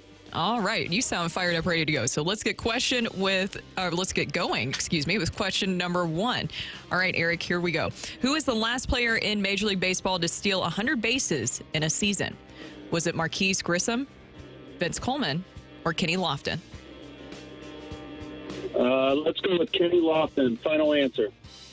Troy Aikman has his UCLA number retired after starting his junior and senior years there. But with which school did he win a national championship before transferring? Was it Oklahoma, Penn State, or Florida? Oklahoma. Final answer. Very efficient, very quick, Eric. Nicely done. Very efficient. All right, here is question number 3, Eric. Andrew Luck shocked everyone when he retired following the 2018 season. Which NFL season award did he win in that season? Was it Offensive Player of the Year, MVP, or Comeback Player of the Year? I'm going to go with, what was the first one again? Offensive Player of the Year, MVP, or Comeback Player of the Year? Andrew Luck. I'm going to go with Comeback Player of the Year. Final answer. Which NHL Hall of Famer is the only player to captain two different franchises to Stanley Cup victories? Was it Claude Lemieux, Wayne Gretzky, or Mark Messier? Hold on. I'll go with my gut. Mark Messier. Final answer. All right, Eric, let me go grab Randall. You know, I like it because you were almost done finishing what you were saying, but then you kind of question yourself a little bit. So you just went with your first initial gut instinct there, right, Eric? That is correct. I think Messier was the captain of the Oilers, and he definitely was with the Rangers. So we'll see. Yeah, going with your gut, you usually can never go wrong there. Here comes Randy into the studio wearing a very vibrant orange jacket today. Randy, say hi to Eric. Hi, Eric. How are you doing this morning? Good to have you with us. Good morning, Randy. How are we doing? Outstanding. Thanks for listening. Thanks for playing. And the grapes are demolished. They are. Just for an update. I know that some people enjoy that, some people don't. But either way, I'd like to say it. The Flash, apparently official. The grapes are demolished. There we go. All right, here is question number 1, Randy. Okay. Who was the last player in Major League Baseball history to steal 100 bases in a season? I would think that it would have been Vince Coleman as a member of the Cardinals in the late 80s. I don't know that anybody has reached 100 since then. So I will go with Vincent Van Gogh. Final answer? Yeah. Question 2, are you ready? Ready. Troy Aikman has his UCLA number retired after starting his junior and senior years there. Did you know that? I did not know that. But with which school did he win a national championship with before transferring? Oklahoma, where he's from and was born and raised. That was good. That was Thank good. You pulled it off. Oh, thank Over you. sooner. I thought the pause there was going to fall apart, but man, you brought it around. What the hell were they thinking when they tried to make him an option quarterback? Yeah. All the way to the Hall of Fame. Yeah, right. Didn't make a lot of sense. Is that number 8, by the way, that's retired at UCLA? I believe so. Okay. Ready for number 3? Mm-hmm. When the Rams drafted asked. Sam Bradford, the Rams comp was Troy Aikman. That's why Sam wore number 8 here. Didn't quite work out that way, though. Not quite, no. He had one of the great offensive lines in the history of the game in Dallas, and Sam had one of the worst. You may know the answer. I don't know, but I'll ask you anyway because you know most of them. What's he doing these days, Sam Bradford? Is he coaching? Nobody hears from him. Nobody knows. Even his friends from the team don't hear from him. Interesting. Yeah. Well, hopefully he's doing well. Yeah, hopefully. I think he is. It's pretty exciting. Aside from the bone on the knee. Yikes. How much did he wind up walking away with? More than $100 million, I think. He got $78 million here, and then got another contract after that. So he did pretty well financially, just not physically. Ready for question number 3? Oh, yeah. Oh, yeah. We're doing this thing. Okay. Yeah. Andrew Luck shocked everyone when he retired following the 2018 season. Which NFL season award did he win that season? I'm going to say he won Comeback Player of the Year. That's what I'm going to go with. Final answer? Yeah. Wasn't MVP, I know that. Are you ready for question? Don't think he won Offensive Player of the Year. No, he didn't win Defensive Player of the Year. So he didn't win Coach of the Year. No. So I'll do Comeback Player of the Year. Which NHL Hall of Famer is the only player to captain two different franchises to Stanley Cup wins? Messier, Edmonton and the Rangers. Mark Messier. Edmonton Oilers 1990, New York Rangers 1994, I'll go with. Then Keenan came to St. Louis in 95. Uh-huh. Yeah. And everything changed. Yep. Messier became the captain of the Oilers after Gretzky left, and they won another Stanley Cup. Wasn't he the captain of the Canucks, too? I believe he was, yeah. Well, this is something around my 500th fight that I've wrote questions for. Oh. This is one of the few times that I actually like was shocked by the answers that we were getting today. Like, this is one of the most shocking fights. And this, again, 1 in 500. And this fight legitimately surprised me there at the end. But we have a winner in today's fight. Very close fight today. Does Eric take down Megamind, or does Randy keep on rolling through with another victory? Ring that bell. Go crazy, folks! Go crazy! The winner and still champion of the fight, Randy Carricker. The fight is presented by Golf Discount of St. Louis, with the most experienced club fitters in town. Why shop anywhere else? Just win, baby. And that's a special. And we heard Jack there, and you didn't even get options on any questions. The no option Jack there for Randy Carricker. That's a rare one. And well, yeah, Eric, you got 3 right. You got as close as you can get without forcing the tiebreaker. An incredible job, Eric. I'm shocked he pulled out Messier right off the rip without options. I thought I was going to get him there at the end and send it to a tiebreaker, but unfortunately, Randy takes you down 4-3. Yeah, thanks a lot. No, thank you, Eric. I tried. I promise I tried. That one legitimately is the most shocked I've ever been at you getting one off the rip. I was like, he got 3 right, and so I was like, okay, we're going to a tiebreaker here. And the fact that you had Oklahoma that easily, I thought maybe that was a piece of knowledge that it might have gotten muddled in there because he's from UCLA and got drafted there. And then the fact that you just pulled Messier off the rip is that's one of the most shocked I've ever been by one of your answers in 500 fights. Let's go through the answers. The last player in MLB to steal 100 bases in a season, it was in fact Vince Coleman in '87 when he stole 109. Ricky Henderson stole 93, and we've had a couple guys get in the high 70s, low 80s, but no one has even cracked the 90s number since the early 90s when Ricky Henderson cracked 90. Troy Aikman has a UCLA number retired. It is number 8 at UCLA because he transferred there for his junior and senior years, and he transferred from Oklahoma where they won the 1985 national championship with him on the roster. Andrew Luck shocked everyone when he retired following the 2018 season. Well, he had missed the previous year, and he had come back and won the comeback player of the year, but then, of course, there was a reason why he was on his last legs there. And which NHL Hall of Famer is the only player to captain 2 different franchises to Stanley Cup victories? Both Eric and Randy got that one correct. He had the teams right as well. He was the captain for the Oilers, and he was the captain, of course, for the Rangers in their win. So 2 captains, 2 Stanley Cups there for Mark Messier, the only player in NHL history, and a 4-3 win for Randy Carricker in the fight today.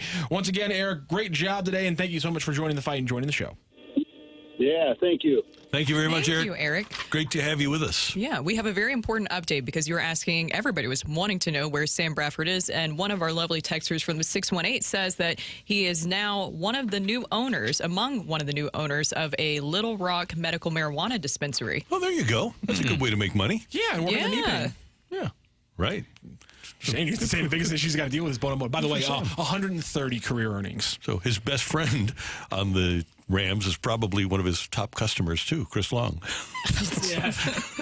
Hey, it's legal, so you can do it. Yeah. Hey, later on in the show at 9:15, speaking of former Rams, we're going to talk to our old buddy D'Marco Farr as our series of Super Bowl champions from 25 years ago continues. But coming up, what's bringing you into the NFL? More people watched opening weekend this weekend than ever. Why? That's next on 101 ESPN.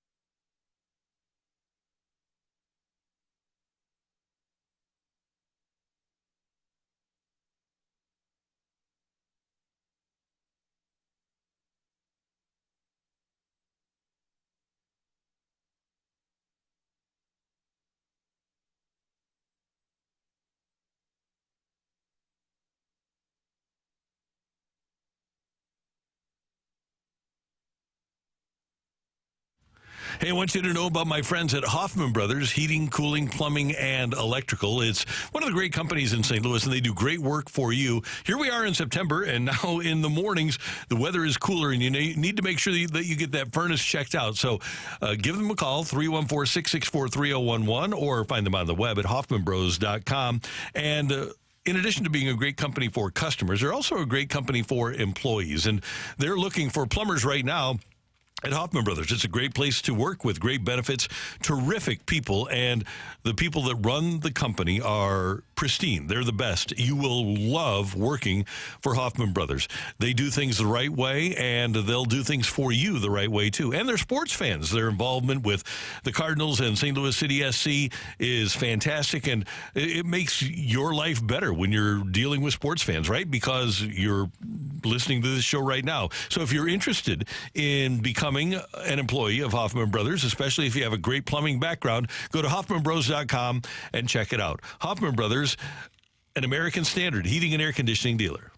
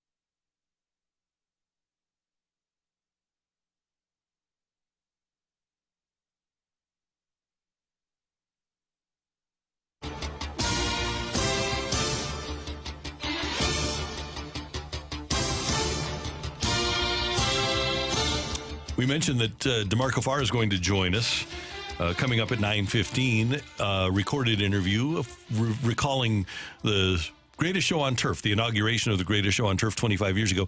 Later on today, I'm going to talk to one of my favorite Rams. That whole group was such a great group of guys. But Kevin Carter, I'm going to talk to him, and Kevin will be with us next week. And then the week after that, Todd Light. And we're going to track down Oz Akeem soon. And just every week, we're talking to a great human being and a great player from the 1999 Rams. I don't know if you guys know the answer to this. My understanding is that a bunch of the former Rams are coming back for that day at the ballpark. Yep. Mm-hmm. Yeah, I mean, they're getting a bunch. Yeah, Isaac's Gala is sold out, and that's on the 20th. And then on the 21st, the Greatest Show on Turf will be honored over at the ballpark before the game. And stay tuned to next week because we'll be giving away some tickets to that Cardinals game honoring the St. Louis Rams. Looking forward to that. The NFL averaged 21 million viewers a game during the league's opening week. It was the most watched week one on record. Yesterday, Nielsen said that the per-game average on TV and digital platforms was a 12% increase over last year. All told, 123 million people saw at least part of one game, its highest total for an opening week since 2019. Why is it? We had nice weather across the country. We have other sports going on. We had golf here in St. Louis in addition to the Cardinal game. But even in St. Louis, where we hate the business of the NFL, a lot of us can't turn away from the product, we watch the game too. What is it about the NFL that brings so many people to television sets? Because it's just nonstop. There's always something constantly going on. Even the bad games you're paying attention to because of fantasy football. I have never cared more about just miscellaneous players across the league because of fantasy football, where I'm rooting for guys that I typically wouldn't be rooting for. Not necessarily I want their team to succeed, but I want that player to do well just for selfish fantasy purposes. I think that's a big reason why. Brooke, that's such a great point. I had no interest in the Niners and the Jets down to the wire on Monday night, except for the fact that Kerry Davis had Garrett Wilson of the Jets and the 49ers defense. That's the only reason I was watching at the end. I think it's the number one reason is gambling in fantasy sports. And so, like my kids who, they don't watch a ton of sports, but they'll watch football because they got their fantasy leagues and they love it. And so I think fantasy football is huge. I think gambling obviously is huge and getting even bigger and bigger and bigger. The matchups are great. I thought the NFL did a great job with the matchups. That's the thing is, even if you don't have money on the game or don't have a fantasy team, Thursday night, you go down to the wire and you have a half of an inch of a toe that decides the game at the end. Friday night, it goes down to the very last play between the Packers and the Eagles. Sunday night goes into overtime. Monday night, you've got the return of Aaron Rodgers, and you've got that. And you had a compelling matchup, and it didn't turn out being a great game, but Dallas is the most watched team in the NFL. And Cleveland, because they made the playoffs last year, and Deshaun Watson, that was a compelling game too. The national, the 3:25 St. Louis time window that most of the country sees. There are so many at least on opening weekend, so many good games to watch start to finish. I think I had 4 things. So I had gambling and fantasy being 1, matchups being 2. I think the political landscape, not to get into politics, I think it's an escape for a lot of people. I think they're just sick of it, and they have a chance to watch sports, something new, as baseball is winding down and nothing else is really going on in the bigger scheme of things. And then I think Tom Brady. I think good point. I think some people like myself tuned in to watch Tom Brady. Am I saying it's going to move the needle that much to have the number 1 show in town? I think the game dictates that, but I do think that there were some people in week 1 that probably tuned in to see what he would say. I think that's all very valid reasons. From the 573, it's because of Taylor Swift and fantasy football. Last year, my girlfriend watched solely because of Taylor Swift, and now we're in a family fantasy league this year. The Swifties are hooked. They are. I know that that's always polarizing for people, but it really did bring in a lot of revenue for the NFL. A lot more people who maybe weren't paying attention before were. And then you add the fantasy element of it that we keep on touching on. But even with fantasy, now I'm paying attention throughout the week of what's happening specifically with my players, updates. I'm trying to figure out why Derrick Henry can't get 30 carries. I'm trying to figure out why Kyler Murray doesn't think it's his job to get Marvin Harrison Jr. the ball. I agree. And what is going on here? But, all of a sudden I'm invested in teams outside of the team that I grew up loving and watching. They've done a really good job of just making sure they continue to push out so many different storylines. You can't look away. One other point here. Golf is over. Dan, you mentioned baseball. Where is baseball? Is baseball on free TV anywhere? Nope. So you've got the NFL. You don't need to have cable. All you need is a $12 antenna, and you can watch the NFL on free TV. And it's once a week. Yep. That's the other part, too, is now you do have Thursday night. Last week you had Thursday, Friday, Sunday, Monday. But for the most part, it's appointment television, and you know where to go. You know where you're going to find it, and there's not something that you have to go search for. It's on free TV, and it's there for you to consume. Aside from tonight, of course, which is on Prime, and last Friday was on Peacock, but you get the point. Most of the games are available for you on free TV. And tonight's game, if you don't have Amazon Prime, who doesn't, tonight's game will be free here on the radio on 101 ESPN. Don't forget that. Got to have the radio. Yep, 6:30 pregame between the Dolphins. Don't you think, though, the number one thing is gambling, though? I don't think there's 100%. any doubt. Especially, and I think the reason that you have the records now is because you've got more legalized gambling in America than you've ever had. Exactly. And we'll have that option here, and you vote for it coming up. Do we get to vote for it? In we November. get to vote for it in November. I'm all in. Mm-hmm. I'm all in. The surrounding states are already doing it. It brings a lot of revenue for the area. And so the water boy, Dan, from the text line says all of Danny Mac's friends are watching, which is true. Yeah. We're paying attention. It's something for people to do. Football comes around, they bet. What are we watching tonight? I mean, the Cardinals have a day game, right? Yeah. Yes. So what else is there tonight? That's it. It's football. Right. And I think you get conditioned to it, too. I think people at this time of year, if you're a sports fan, you're conditioned to go and watch Thursday night football. Yep. And there used to be big TV shows. When you're kind of talking about what's available and everything like that, remember there used to be big Especially TV shows Thursday, that right? maybe Must-see TV. Thursday was like the big time for. I mean, Seinfeld. I can't remember specifically when Seinfeld was on. It was on Thursday. It was must-see TV. Seinfeld, Friends, and something else. And you don't really have that anymore with these big TV shows that could compete. So it's NFL. Yeah, NFL's king, man. It just is what it is. Yeah, they're It is a monster. 93 of the, somebody texted in yesterday, why do you talk about the NFL and not the NBA?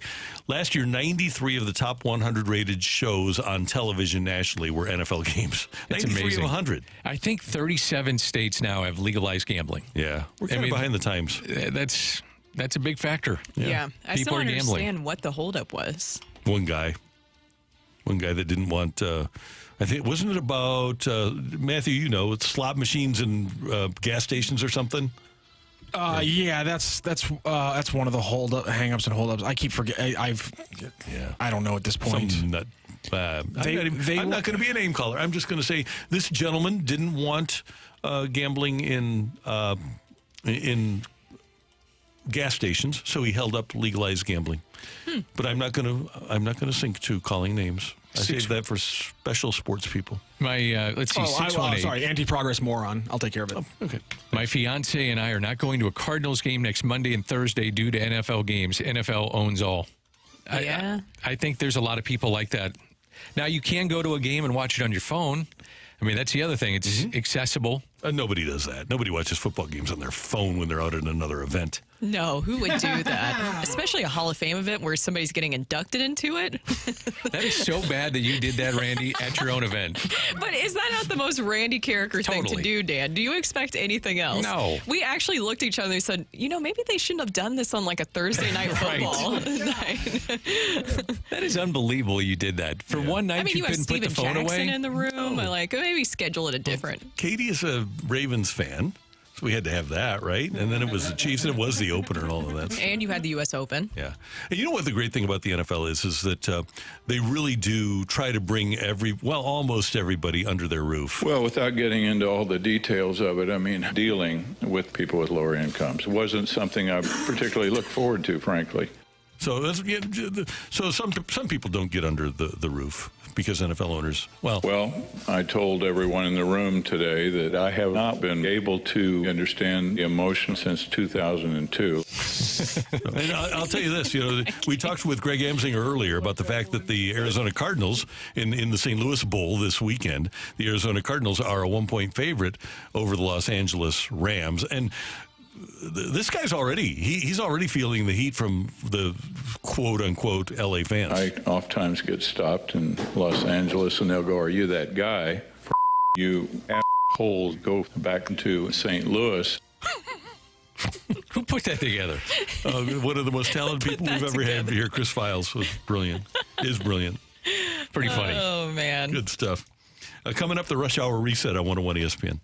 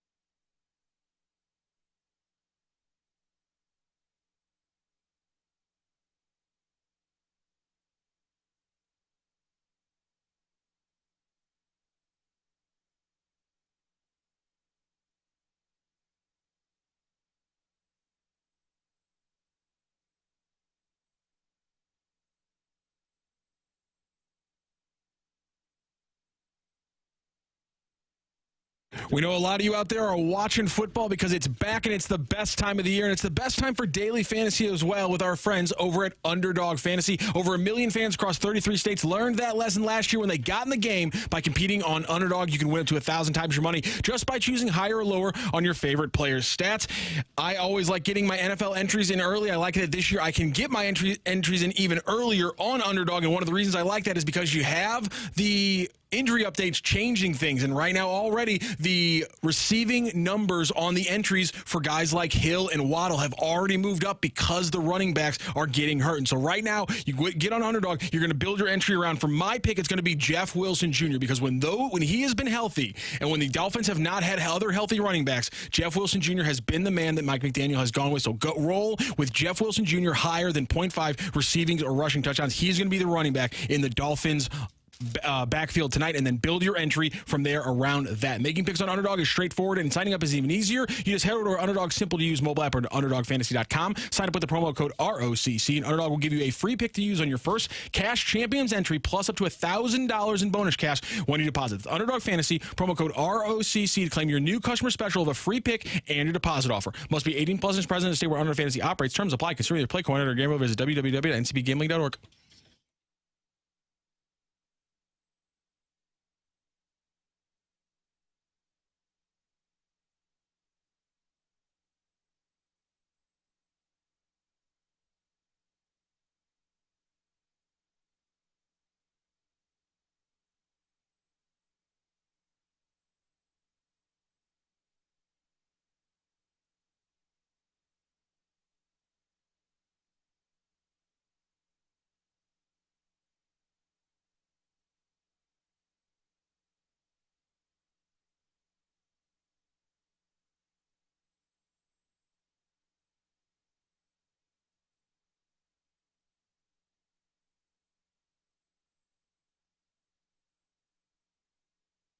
Sports stories of the day on the opening drive with a Rush Hour Reset.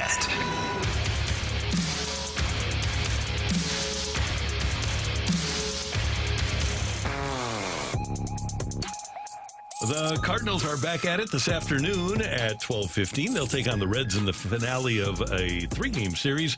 Jakob Junis, or is it Jacob Junis? Junis. Okay, we'll go for Cincinnati. Oh, I'll never forget Jakob. Oh, yeah. Jakob. What happened to him, by the way? Yeah, he just kind of faded off into the sunset. I wonder if anybody signed him. That's a good question. We need to figure that out. Yeah, Sonny Gray goes for the Cardinals. Yes. After the Cardinals came away with a 2-1 victory last night, courtesy of Nolan Arenado with a home run, Paul Goldschmidt with an RBI double in the bottom of the 8th. Ryan Helsley nails down his 44th save. Good work from Lance Lynn and the Cardinal bullpen, Matthew Liberatore, and then the big 3 with Kittredge, Romero, and Helsley, and the Cardinals win it by a score of 2-1 last night. Back on August 15th, Jakub Vrana signed a professional tryout agreement with the Washington Capitals for this year's training camp. Okay. The name lives on. Good luck to Jakub. Jakub. Remember, we were trying for so long to figure out if we were going to call him Jakub or Jacob, and then it didn't matter. No, it really didn't. We didn't have to worry about it for much longer. But you're right. The Cardinals last night, switching gears, they were able to pick up a win, and you guys mentioned earlier, it was the expensive guys that were coming through, Paul Goldschmidt and Nolan Arenado. You know who's had a hell of a career is Lance Lynn. Really good career. He went over 2,000 innings pitched in his career. He's had 2,000 strikeouts. Only the 6th active pitcher with more than 2,000 innings. It was interesting how Ollie went out. I thought he was going out to make the change. I thought he was going to go to his bullpen. Lance Lynn had not pitched in over a month dealing with his knee issues, and that's why he was on the IL. And he decided to stick with him with runners, I believe, at the corners and 1 out, got out of the jam, and then wound up staying in the game to give you 5 innings. I don't know. I look at this year, Lynn has been, minus the IL stint, what you thought he might be. Totally what I expected he would be. Yeah. To me, Kyle Gibson has been what you thought he might be. The Cardinals had a total of 6 hits again last night. Yep. They just have not hit. They have not hit with runners in scoring position. They have not done damage at the right time. Obviously, it happened last night late with Goldschmidt, but and that's what I mean. When you look at the season and say, well, how do you better yourself for next year? I could say, well, go pitching. I could also say go hitting. I could say get rid of a bunch of guys. There's a lot of ways they can go, man, when you watch these games and you just start thinking about it going and turning it forward to next year. Especially on the hitting side of things, because as you mentioned there, I mean, we've seen it. We've seen it all season. They have struggled, especially with runners in scoring position, hitting-wise, too. They've been down offensively. But what can you do to change things? Who could you bring in? Do you go and get another bat? Or do you add to the starting rotation, even though you have some of those younger pitchers that we would like to see here soon, but you don't know if they'd be ready to go for next year? I would be intrigued to see what would happen if these talented young hitters would have a different approach to hitting. I think that's one of the things, if I were the Cardinals, I would be looking at. How do we get there? Yeah. What do we need to do to unlock the young guys? Because if you're not going to go out and spend money, then and I hate saying it goes on the shoulders of a 22-year-old kid, but Jordan Walker's got to be the guy you thought he's going to be. Yep, and Cardinal management, they know that. I said to a member of Cardinal management, I said, you guys go. I couched it this way. I said, you guys aren't signing Juan Soto, right? He said, no, we're not. And I said, so you really need Jordan Walker to become a superstar if your team is going to be what you want it to be. And he said, yeah, that's right. Nolan Gorman's got to be not in the minor leagues. He can be a nice complementary player. I don't think he's going to be. I thought he would be Kyle Schwarber. I don't think he's going to be Kyle Schwarber. Maybe he'll wind up being that way. Remember, we tend to forget that Kyle Schwarber was non-tendered by the Cubs. You know, they got nothing for him. Kyle Schwarber just had his 14th home run leading off a game the other day. Amazing. He's been fun to watch. I think there's talent here. I just think the talent needs to be nurtured and improved. A couple of football notes for you. Number one, Dolphins and Bills tonight, 6:30 pregame here on 101 ESPN. The Jags open their home season against Cleveland on Sunday, and they've changed the name of the Jaguars Stadium from Everbank Stadium to Trevor Bank Stadium because Trevor Lawrence has made an agreement. He is going to endorse Everbank, and so they're changing the name of the stadium to TREVER, Trevor Bank Stadium. What? They are. This isn't a joke? This is really happening? Is real. Yeah. Is this breaking news? I have not seen this yet. Yeah. Okay. So the teams will meet at Trevor Bank Stadium, renamed after Jaguars quarterback Trevor Lawrence as part of his collaboration with Everbank. By the time the game kicks off at noon St. Louis time Sunday, work crews will have added temporary signage throughout the stadium and on the outside with the new name. You're right. I'm looking at this report right now. Okay. That's there a little pressure put on you. And he says, just a little. Trevor Lawrence says, I don't like having too much of the spotlight with stuff like that, but I think it was clever. That's a lot of the spotlight. Stadium named after you? Yeah. Maybe they should have asked him before. But then again, he's making a lot of money. I think he'll be just fine. Nobody's feeling sorry for him. Trevor Bank Stadium. That's pretty cool. And college football news and college sports news today. The Pac-12 is back, at least back up to 6 teams. Washington State and Oregon State in 2026 will be joined by Boise State, Colorado State, San Diego State, and Fresno State. So they need like Illinois State and Missouri State so that they can fill it out with all the states. You just got to bump up North Dakota State. Montana State, North Dakota State, good call. I wonder if there's New Mexico State. There's got to be a New Mexico State. They just all have to be named after states. So Texas State. Oh, yeah. Good They're in the Sun Belt or something like that. Opportunities here. There are. There are. Yeah. I was not expecting to see the Pac-12 revive so late at night, but I think it's better for college football. Let's get a couple more teams. They need 8. Pac-12 After Dark. It was so perfect that you said that. It's like that's the only time the Pac-12 can reunite. It's like everything came together perfectly. It's like a Pac-12 After Dark. Oh, what the heck's the movie from the? It's like a gremlin. Like a gremlin. You can only feed it after dark. So then you'd have 8 remaining in the Mountain West. Yeah. Maybe you reach out to Air Force if you're the Pac-12. That's a good call. Air Force, Memphis, UNLV, I think is another. UNLV is a great idea. Air Force is a great idea. UTSA, maybe. Yeah.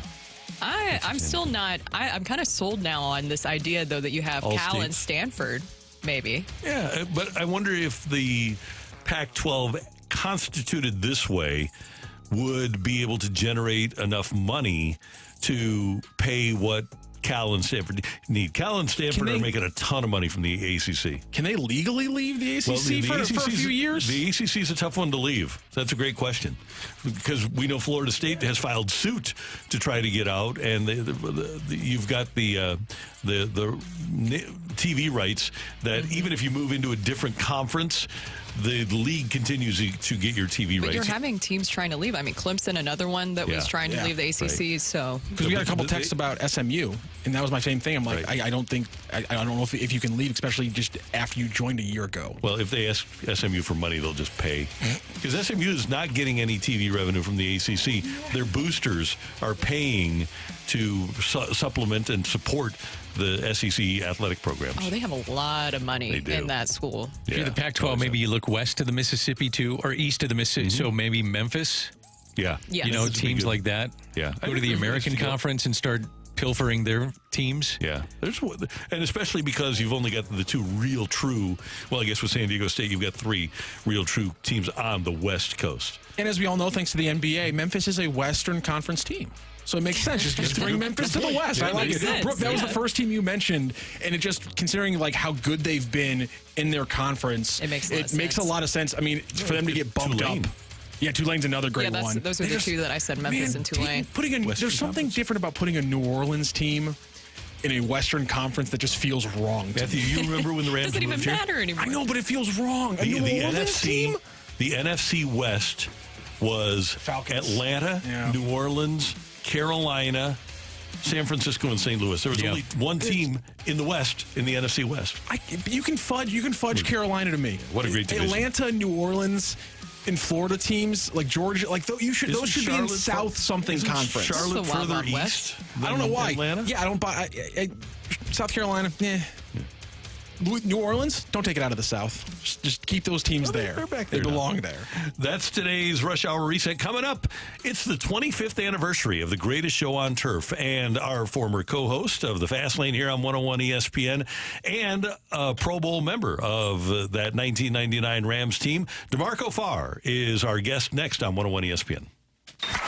It's time for a DraftKings at Casino Queen Redbird report on 101 ESPN. Brooke Grimsley here for your Redbird Report. Paul Goldschmidt's RBI double in the 8th inning lifts the Cardinals to a 2-1 victory over the Reds last night. Paul Goldschmidt's double in the 8th inning scored Michael Ciani with the tie-breaking run. Earlier in the game, the Cardinals tied at 1-1 in the 4th when Nolan Arenado hit his 16th home run of the season.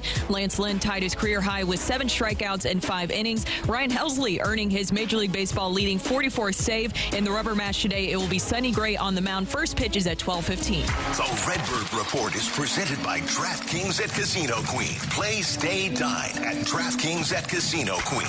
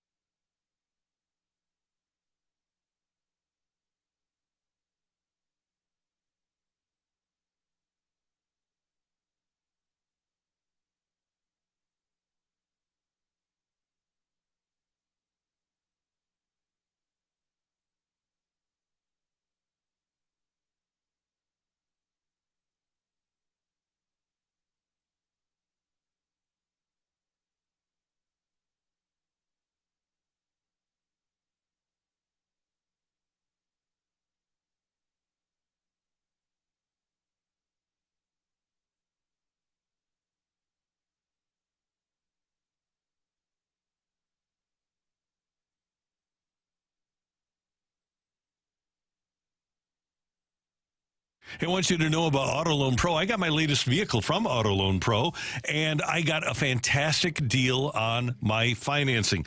Here's why. Because Auto Loan Pro is working with over 50 different lenders to help you get the very best financing. Think about when you go into buy a car, and you go in and talk to their financial expert, and that person says, yeah, well, we can get you either this interest rate or this interest rate. What do you want? And with Auto Loan Pro, they're going to say, okay, what interest rate would you like to be at? What would you like your payment to be at? How long do you want it to be? And they're going to get you the best rate possible. I actually got my vehicle from Auto Loan Pro. If you go to autoloanpro.com, there's a couple things I want you to do. Number one, check out their playbook. And number two, if you haven't picked out what kind of car you want yet, they have a drop-down menu with used and new vehicles, and they're going to have a great selection of fantastic vehicles for you. If you want to get the best deal on an auto loan, go to the Auto Loan Pro. Financing a car, there's only one thing to know. Choose the Auto Loan Pro at autoloanpro.com.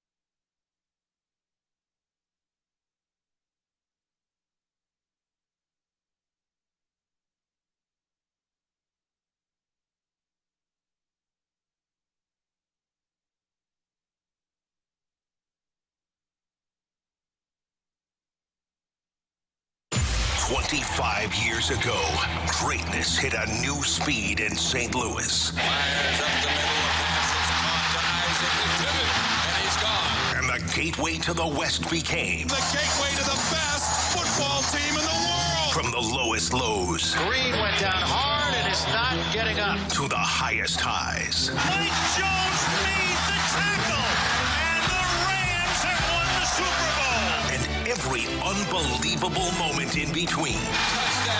Touchdown, Ricky Prohl in the corner. Every piece of the 99 season felt like a story. And today, we continue the legend of the greatest show on turf. Welcome back to the opening drive on 101 ESPN as we celebrate 25 years since the St. Louis Rams won Super Bowl 34. And 25 years ago today, the Rams played the Baltimore Ravens in the opener of that season. And joining us now is a player from that team, defensive tackle DeMarco Farr, who subsequently became a longtime co-host here on the Fast Lane on 101 ESPN, now working out in L.A. with the Rams and doing some radio out there. D-Farr, it's always great to hear your voice. How you doing? Andy, what's happening? Wait, you mean the tape wasn't rolling just 10 minutes ago? No, that's exactly right. We were doing the show again? we were doing, hey, as we always said, our best shows were in the office. No doubt. Shout out to Dunk. I'm sure Dunk is listening and saying he's smiling. And Bob Ramsey, too. Yeah. To everybody. Yes. Good to hear from you. Good to hear your voice, man. Oh, D-Farr, it's so great to hear your voice. We love you here, and you are, I don't know if you're aware of it, but you are still a beloved figure, and I get asked several times a week how DeMarco Farr is doing. You know what? It's oh my God! It's beyond special place in heart. I don't know how. There was a lot of life there in St. Louis. There's a lot of love there. There's places, like I said. There's home is where you're never lost. Right, home is where where you don't know people. It's like that's home. I get it. I miss it. It's weird. This whole situation is weird, but it's life. We got to go through it. So 25 years ago today, the Rams take on the Baltimore Ravens, and you guys are playing your first game with Kurt Warner as your quarterback after the devastation of losing Trent Green. But your defense for several years had been pretty darn good. Yeah. Let's go back to the week before. I remember on the Wednesday media availability, we asked you about handling Scott Mitchell, who started at quarterback for the Ravens that day. And you said we have to handle the... Water buffalo. Yeah. Because, like, I'd never seen a derriere so big on a guy that looks like that. I mean, you know what I mean? Like, you're not supposed to have an ass like that. I'm sorry. And bearing down on him when you're trying to beat somebody and your world is tilted and you're pushing against like a sled, a big dude who's trying to keep you away, and all you can see is a belt buckle, but you can't see anything else because of how wide his butt is. It reminded me of like chasing down a water buffalo. Let me just latch on and see if I can bring him down. and D'Marco, your defense had been pretty darn good, actually, for the 2 years. And even though the team was not good in 97 and 98. We had a lot of pride, man, really. Yeah. Because we were, and I'm going to write this. It's a poem, and you'll love this. First to read it. I'm sorry, Tony Banks. I really am. No, because staying in the game for so long, I see how tough these quarterbacks have it. And when you don't have the right system around you, you almost have no chance. So defending that, a turnover machine, or whatever was going on offense, it was hard, but we had a lot of pride on that defense. We knew if we had some help or just somebody credible at quarterback, we could stop these playoff teams. We'd gone toe-to-toe. But we keep giving a high-powered San Francisco team more chances than us. They're going to score at some point. Or all these teams that made the Super Bowl, like Atlanta, when they turned it on in 98. We played them. We weren't scared of them on defense. We just kept giving them more chances, and we couldn't stop them. Eventually, they wore us out. So that's just how it goes. So when we finally got some help on offense, some really good players on that side of the football, and we felt we can compete. And then, lo and behold, we didn't know that, Kurt was going to be like that. But, yeah, we had a lot of pride on defense, Randy, a lot of pride. Now, did you have some idea, though? Because Dick Vermeil always says, hey, we would walk off the field after practice, and our scout team quarterback was tearing up our defense. And I was saying either this quarterback is pretty good or our defense isn't. So you'd faced Kurt Warner, the scout quarterback. What were you thinking? Okay, he's good. I mean, like, we had Paul Justin. We had a lot of scout guys, guys that can throw. Like, guys that were starters in college that you knew of were our backups, or guys competing to stay on the team or stay in the NFL. So Kurt was as good as all of them. He was a professional quarterback, didn't complain. The thing that stood out about me, or about Kurt with me, was when we were playing basketball in that indoor facility, how competitive he was. I don't get to see that out of a scout team quarterback. He's just running plays, and I'm worried about my job or winning on Sunday. But to see him compete and actually go at guys, he's a little bit better than we thought. So it's weird. You taught your son how to ride a bike, right? Yes, I did. Training wheels, you're holding them, and then you let him go. This was like with Kurt, the way he took over. We held the bike once, he took 2 pedals, and then he was off and running, and we couldn't catch him. You know what I mean? That's a great description. I thought we had to help you. No. You're leading us. So go ahead and do what you got to do, and we'll play behind you. It was like a godsend. And then the other thing you had was he had so many tools, right? You give him Marshall. You've already got Isaac. You've got Torrey. He's got an offensive line now because you add Adam Timmerman and Grudadori and Newton come into their own. Orlando came into his own. So it was almost like the perfect storm for Kurt walking into that situation with all of those weapons, too. I was happiest for Isaac, and you know why. I mean, for years, I would tell you, remember the fast lane stuff when I would say I would stand on the sidelines while watching our offense in like 96, 97, 98, and I would scream to the other defense, we're throwing it to 80. We're going to throw it to number 80. And we do it, and he'd kill you. And I was happy for him that he got some help because I know he liked Chris Miller. Chris Miller was a great quarterback, but he just got dinged up. He had the concussion issues, and that was it. But that would have been a guy that could have taken us to a different level had he stayed healthy. But that's a different part of the multiverse. But I was happy for Isaac that we got a quarterback. I was happy for Isaac when we got Orlando Pace. We got a left tackle to protect that guy. When we drafted Torrey, when we got Marshall, I'm like, oh, my God, Isaac Bruce now sees single coverage. He's going to light it up. Marshall's going to kill it. We got a chance to be pretty freaking good if we can keep this quarterback situation right. And then lo and behold, boom, Kurt took off. Yeah. D'Marco, we talked to Trent Green last week. How big of a deal was it for the franchise to get Trent Green? I know Kurt was the star, but you guys signed the number 1 quarterback in the free agent class, a St. Louis guy. How big of a deal was it for you, even though he didn't win the Super Bowl for you, to have Trent? Oh, my God. Big smiles. He had that great year in Washington the year before, right? Mm-hmm. He was tearing it up, and he was a guy that we knew because we watch everybody on tape. When we're studying our opponent. We're watching them and whoever they're playing. So we got to catch him on tape a few times, his deep ball, the way he stood in the pocket, the way he bought time. So you respect him as a quarterback. You had no idea that this guy was going to become available the next season. And then, hey, we're getting that guy from Washington. Oh, goodness gracious. We actually got a guy. So that was like the biggest spark. Had a real live quarterback that didn't have any issues come to our football team the way it was constructed. And then I remember also you telling me after the day after his introductory press conference, he was the first guy in the weight room. Oh, Trent, he was everything you want in a quarterback. Oh, God, that year was so hard because we were in the training room together because I was, had the knee issues. And so did he. But he was in there early and watching him rehab and just hearing him from outside screaming, just all that pain. And, as the season wore on, we're winning. We're becoming a great football team. We got like 8, 9, 10 wins. We are a playoff contender. We're a Super Bowl contender. We changed, and watching him go through the rehab, it was some weird moments, but he couldn't have been better about the whole situation. I mean, he was a true leader. If he were running for president, just on looks alone and how he behaved, he'd get my vote. All right, DeMarco, you just used that term, Super Bowl contender. When did you, in your recollection, when did you realize, okay, we're pretty good. We could be playing for this Lombardi Trophy? 97, 96. Really? The great Jim Hannafin, God rest his soul. Remember this day. He was having a round table, and, he was talking about, Vermeil and when we weren't very good. And, he said he knew that we weren't going to be very good. I had no idea. I thought we could win the Super Bowl every single time we touched the field. So I knew we were good if we just did, X, Y, and Z, didn't turn it over. I got better at certain situations, but when we start collecting wins and we get to 8 or 9, and then we beat San Francisco for that time in St. Louis, that to me told us that's it. We just beat our big brother. We just slayed the dragon. There's nobody else out there that has any sort of edge on us. Physically, no. Player-wise, hell no. Mentally, we just killed that giant. So there's nobody from this point that should be able to about us. And with our leadership, that was never going to happen.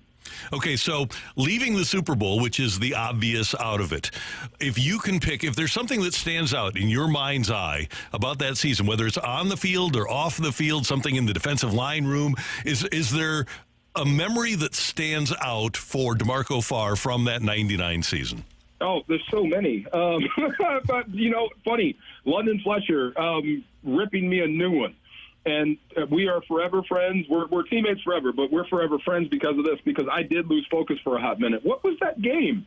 And I think we wound up losing, or we didn't play that well. This is towards the end of the season. I think we had 10 or 12 or 11, whatever it was. And there was a time in practice on Friday or Saturday for walkthroughs. And we did it the way we did it, and we did not miss a beat. This is why we were so good. This is what made us great. It was just like we did it in the drills. Whatever happened in a football game, we'd already drilled it. So at one point, in one of that moments in Saturday or Friday practice, I lost focus and I started laughing on the field. And London did not miss a beat and ripped me a new one. Oh, you think you've done something? Oh, you think you're champion now? Oh, I thought you were Mr. Leader. And it just took me all the way back to 94, 95, 96, 97, 90, and he was dead right. This is something that you have to keep working for. This is not something to where you can say you've arrived until you become champion. Wow. That, to me, always said that's a personal one. And that's a second-year guy. And obviously he grabbed the leadership role, and age isn't a factor on a football field, but you're a veteran, and you are a leader, and him doing that's pretty incredible. You know what's funny? His story mimics Kurt's. It's the same thing. Who is this little half-pint linebacker that thinks he's pretty good? Oh, he is pretty good. Okay, we're going to start him. We're going to have to protect him. Nope, we're going to have to beat him to the football because he'll make every single play if we let him. You know what I mean? Right, that's the same as Kurt. Yeah. So, DFAR, a guy like Dan Marino says, I'm not defined by the fact that I don't have a Super Bowl ring. But for you, not that you're defined by it or had to validate your career, but how does having that little Lombardi trophy in your possession and having that Super Bowl ring, how has that changed you? Matt, it's seeing what guys go through every year to get one, and then whatever happens, whoever wins the Super Bowl, there's a winner and a loser. I know what the winning part feels like, and I don't have to worry about what the losing part feels like. So that part of me is the competitor, the athlete, is like, yeah, it is pretty cool. I've been to the mountaintop. It's special. And then, as a 53-year-old guy, it's something we did in our 20s, and we have a lot of life left to go. But this is the one thing, and it's funny. We said this when we got him, and every year it becomes more true. This is the one thing they can't take away. They cannot ever change the fact that in January 30, 2000, Atlanta, Georgia, we beat the Tennessee Titans to become the best team in the National Football League, period, end of story. Book it, write it in ink. You can't change that ever. Everything else, kind of negotiable. D'Marco, it's so great to reminisce with you, and it's amazing. We still, 25 years later, we still see so much in our mind's eye about that game against Baltimore and about that year. It really was special. Dude, I love the Super Bowl. You know this, but winning the NFC Championship at home, come on. Ricky's catch, come on. D-Farr, you're the best. Thanks so much for the time, and great to reminisce with you, and have a great year with the Rams. All right, man. Love you, Randy.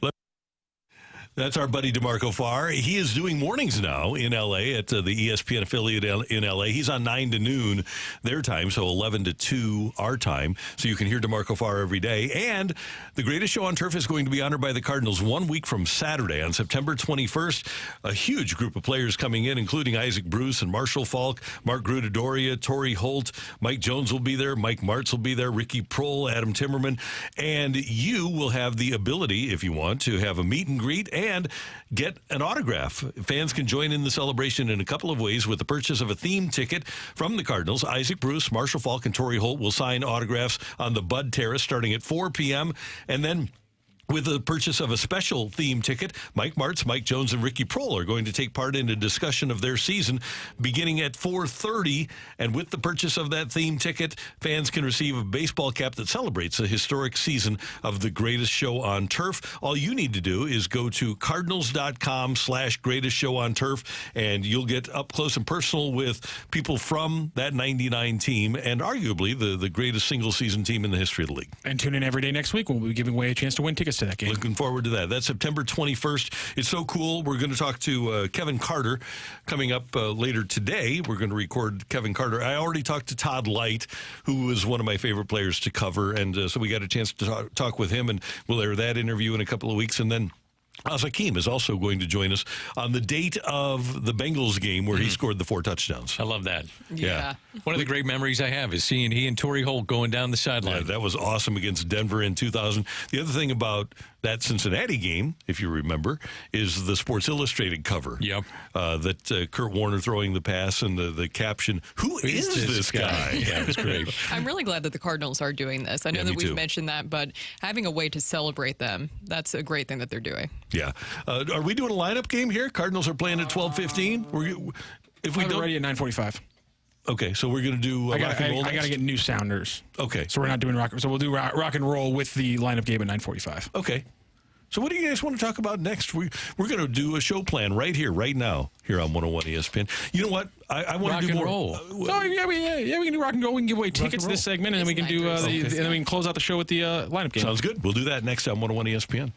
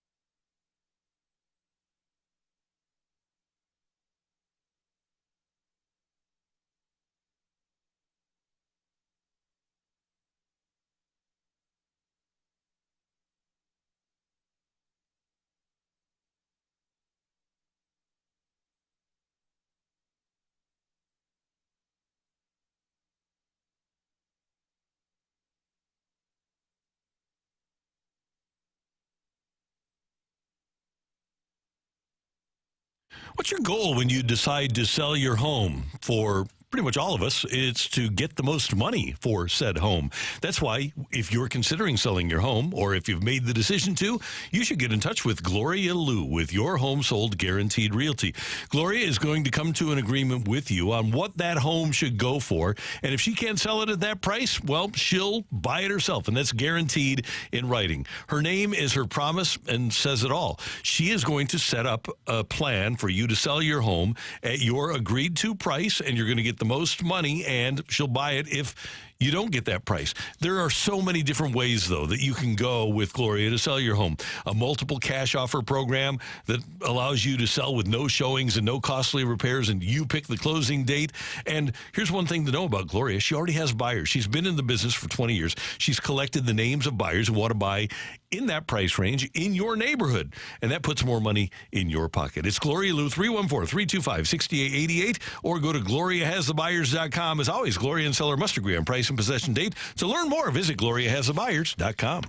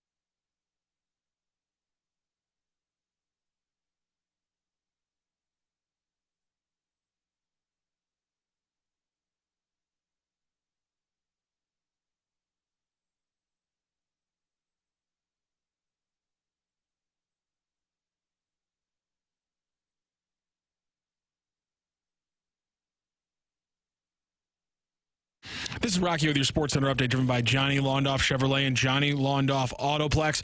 St. Louis Cardinals back in action for Game 3 against the Reds. It's an afternoon game, 12:15. It'll be Jacob Junis facing off against Sonny Gray for the Cardinals, and we'll be having a little bit of a lineup game coming up later here on the show, and right here on 101 ESPN. Week 2 of the NFL season gets underway tonight. Pregame starts at 6:30 for the Bills and the Dolphins. That is your Sports Center update, driven by Johnny Londoff Chevrolet and Johnny Londoff Autoplex. See them at londoff.com. Chevy, together we drive. Are you kidding me?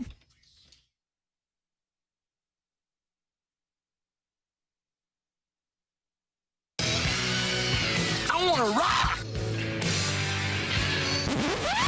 And roll.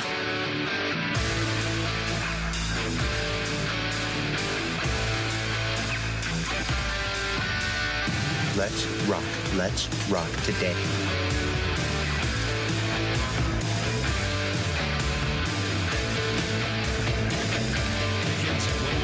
Has your shot to score a pair of tickets to Blues and Brews a week from tomorrow at the Anheuser-Busch Brewery, September 20th. And it's going to feature live music from country music star Matt Stale, and the St. Louis's own Charles Glenn Group also going to perform at Blues and Brews at this outdoor street party that includes appearances by blues players Braden Shen and Jake Neighbors, Dylan Holloway and Philip Broberg, plus Coach Drew Bannister and Blues alumni. And we've got tickets for you right now. You can win a pair of tickets to Blues and Brews by texting in to 314-399-9646, 314-399-YO-HO, and answering this question from Matthew Rocchio. Matthew, what do you got for us, sir? Let's do a little bit of a Blues trivia question from last season, as I want a diehard Blues fan to get these tickets. So, which Blue scored the most shootout goals last season? I like this one. Which St. Louis Blue scored most shootout goals last season? And I'll make it a little easy for you if you're trying to guess. He also had the most attempts in shootouts for the Blues. Oh, interesting. Shootout goals for the Blues. I do not know. I would have to put some thought into this. No clue. I'm saying it's not Jakub Vrana. Aw, he'll be missed. Yeah. Jakub. Jacob. Will he be missed? We got a lot of young players. I think we're excited about the Blues this season. Come on, guys. It opens up number 15 for a good player. Randy, you're big on numbers, I've noticed. Yeah, I appreciate that about Big you. I'm a number guy, yeah. I like 18 for Jordan Walker. I know we talked about this earlier. I don't mind it. What number did you say that you would like to see him in? 22. He was 22 in at some stop in the minors. Is that Flaherty's old number? Yes, he was 22 and then, or 32 and then 22, yeah. Yeah. Mike Matheny's number, Will Clark's number, David Eckstein's number, but it could get retired. Are we going to retire anymore? 18, Mike Shannon. And Dave Duncan. Oh, see? Yep. Now, how is anyone going to be against Jordan Walker wearing 18 now? Unless, of course, you think it should be retired, because that seems like a great number for him to have. It's just not a great number. Third baseman, I mean, it was an okay number for Peyton Manning. Just not a good-looking baseball number. Just no. You want lower than that. 22. 22 is fine for me. I think I actually would. I'd be fine with something lower than that. That's where I'm going with this. Goldie should have won. Goldie's career, he would have won 3 MVPs if he would have just worn 44 here. Can you explain why pitchers are bad when they have lower numbers? It's just math. It just works out that way. Yeah. Okay. Mike Leake. Okay, that one, you knew exactly what I was thinking, because when they signed Mike Leake, people were like, this isn't a great contract. But then when he chose number 8 for his number, people were adamant that it was the worst signing ever before he'd thrown a pitch. And as much as I am a nerd about things like that in sports, that one goes over my head. I don't get that one. It's the same thing with people now. I like seeing defensive linemen wear 5. I think that's fun in the NFL. I don't understand why Jack Flaherty has switched to single digits. He was 9 with the Tigers and 0 now with the Doyers. 0's a great number and should be used in all sports more than it is. Marcus Stroman. I like it for Mason Wynn. Yeah, it works out for Mason Wynn. I think the NFL position players are fine. The NFL's worse every season where there's not a center wearing 00. Oh. Every season in the NFL, a starting center should have to wear 00, and it would make the NFL better. Jim Otto, O-T-T-O, was 00. I agree with Otto. That. You should have more 00s. I think like Charles Bentley was going to try to do it, but the NFL refused to let him. And then his knee refused to let him. You took my next joke away. But yes, that's exactly what happened. We have a winner in the text line for these Blues and Blues tickets. It was Braden Shen, who had 3 shootout goals on 7 shootout attempts. That was not the highest. That was not the best rate on the Blues. Jake Neighbors took just 3 shootout attempts, had 2 makes and 1 miss. Neighbors, good. Hey, our military is going to be honored by the Fast Lane coming up next Wednesday from 2 to 6 p.m. 101 ESPN salutes our nation's military. For service members and families and anyone currently on base over at Scott Air Force Base, you can join the Fast Lane for their annual Military Appreciation Live broadcast Wednesday, September 18th from 2 to 6. And if you're on base, stop by the Fast Lane's live broadcast from Scott Air Force Base. It's brought to you by Air Comfort Service, Heating and Cooling and Installation, CarStar, and by Budweiser. Coming up, Cardinals playing a day game, and that means we have a lineup game for you here on 101 ESPN.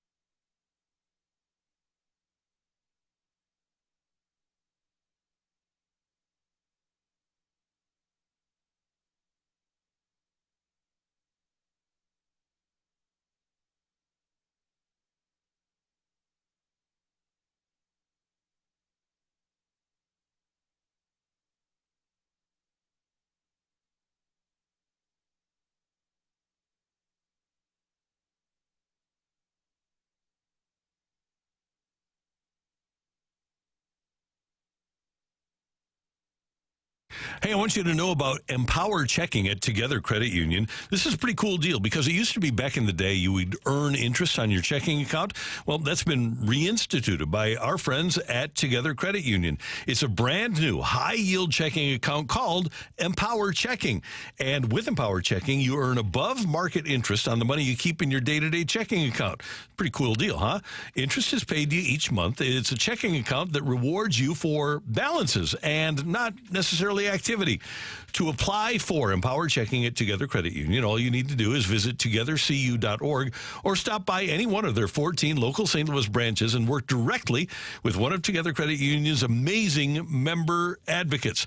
And when you get your Empower Checking, you might as well sign up for that Together Credit Union City SC debit card so you can get express entry into City Park. Get paid to save with Empower Checking. Visit togethercu.org/empower for full terms and details. Membership eligibility required. Together Credit Union, federally insured by the NCUA.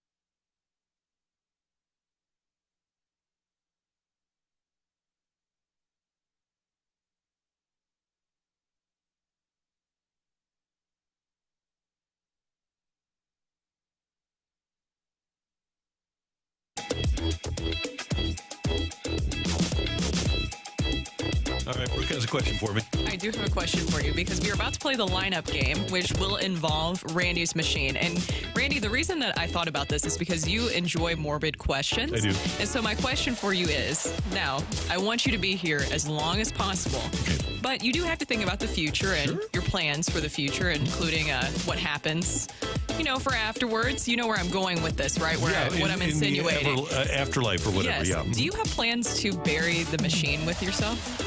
Oh, no, they're putting me in the oven. I'm not getting buried. They're funny. You already have that figured out? Yeah, I'm not going to get buried. No? Okay. No, so the machine has to be in some way memorialized. I think you guys should just keep the machine and we should use it. We just have like a little corner for it, like a little Randy shrine. You don't with just the machine. bury 360 machines. That's a useful piece of technology for the next 1,000 years, all right? I know, but it's special to Randy, so I just want to know if he'd be buried with it. But you're going into the oven, so. Yeah. All right. Beautiful. Yeah, it's just don't. It's so beautiful. Dude. Don't put any cheese on me when I go into the oven because it'll just slide off the edge. What? You know what I just said. That's so bad. It is. Oh man. Well, it is what it is, though, right? I mean, it's life. Yeah. And death. And death. Yeah. That was my morbid question for the day. Good. Okay, so I need to do. Hold on here. So am I in charge of yes or no here? Are you going to point at me or give me a thumbs up or thumbs up? I'm not. You're not in charge of yes or no. You're just in charge of one of the one player sound I need you to do.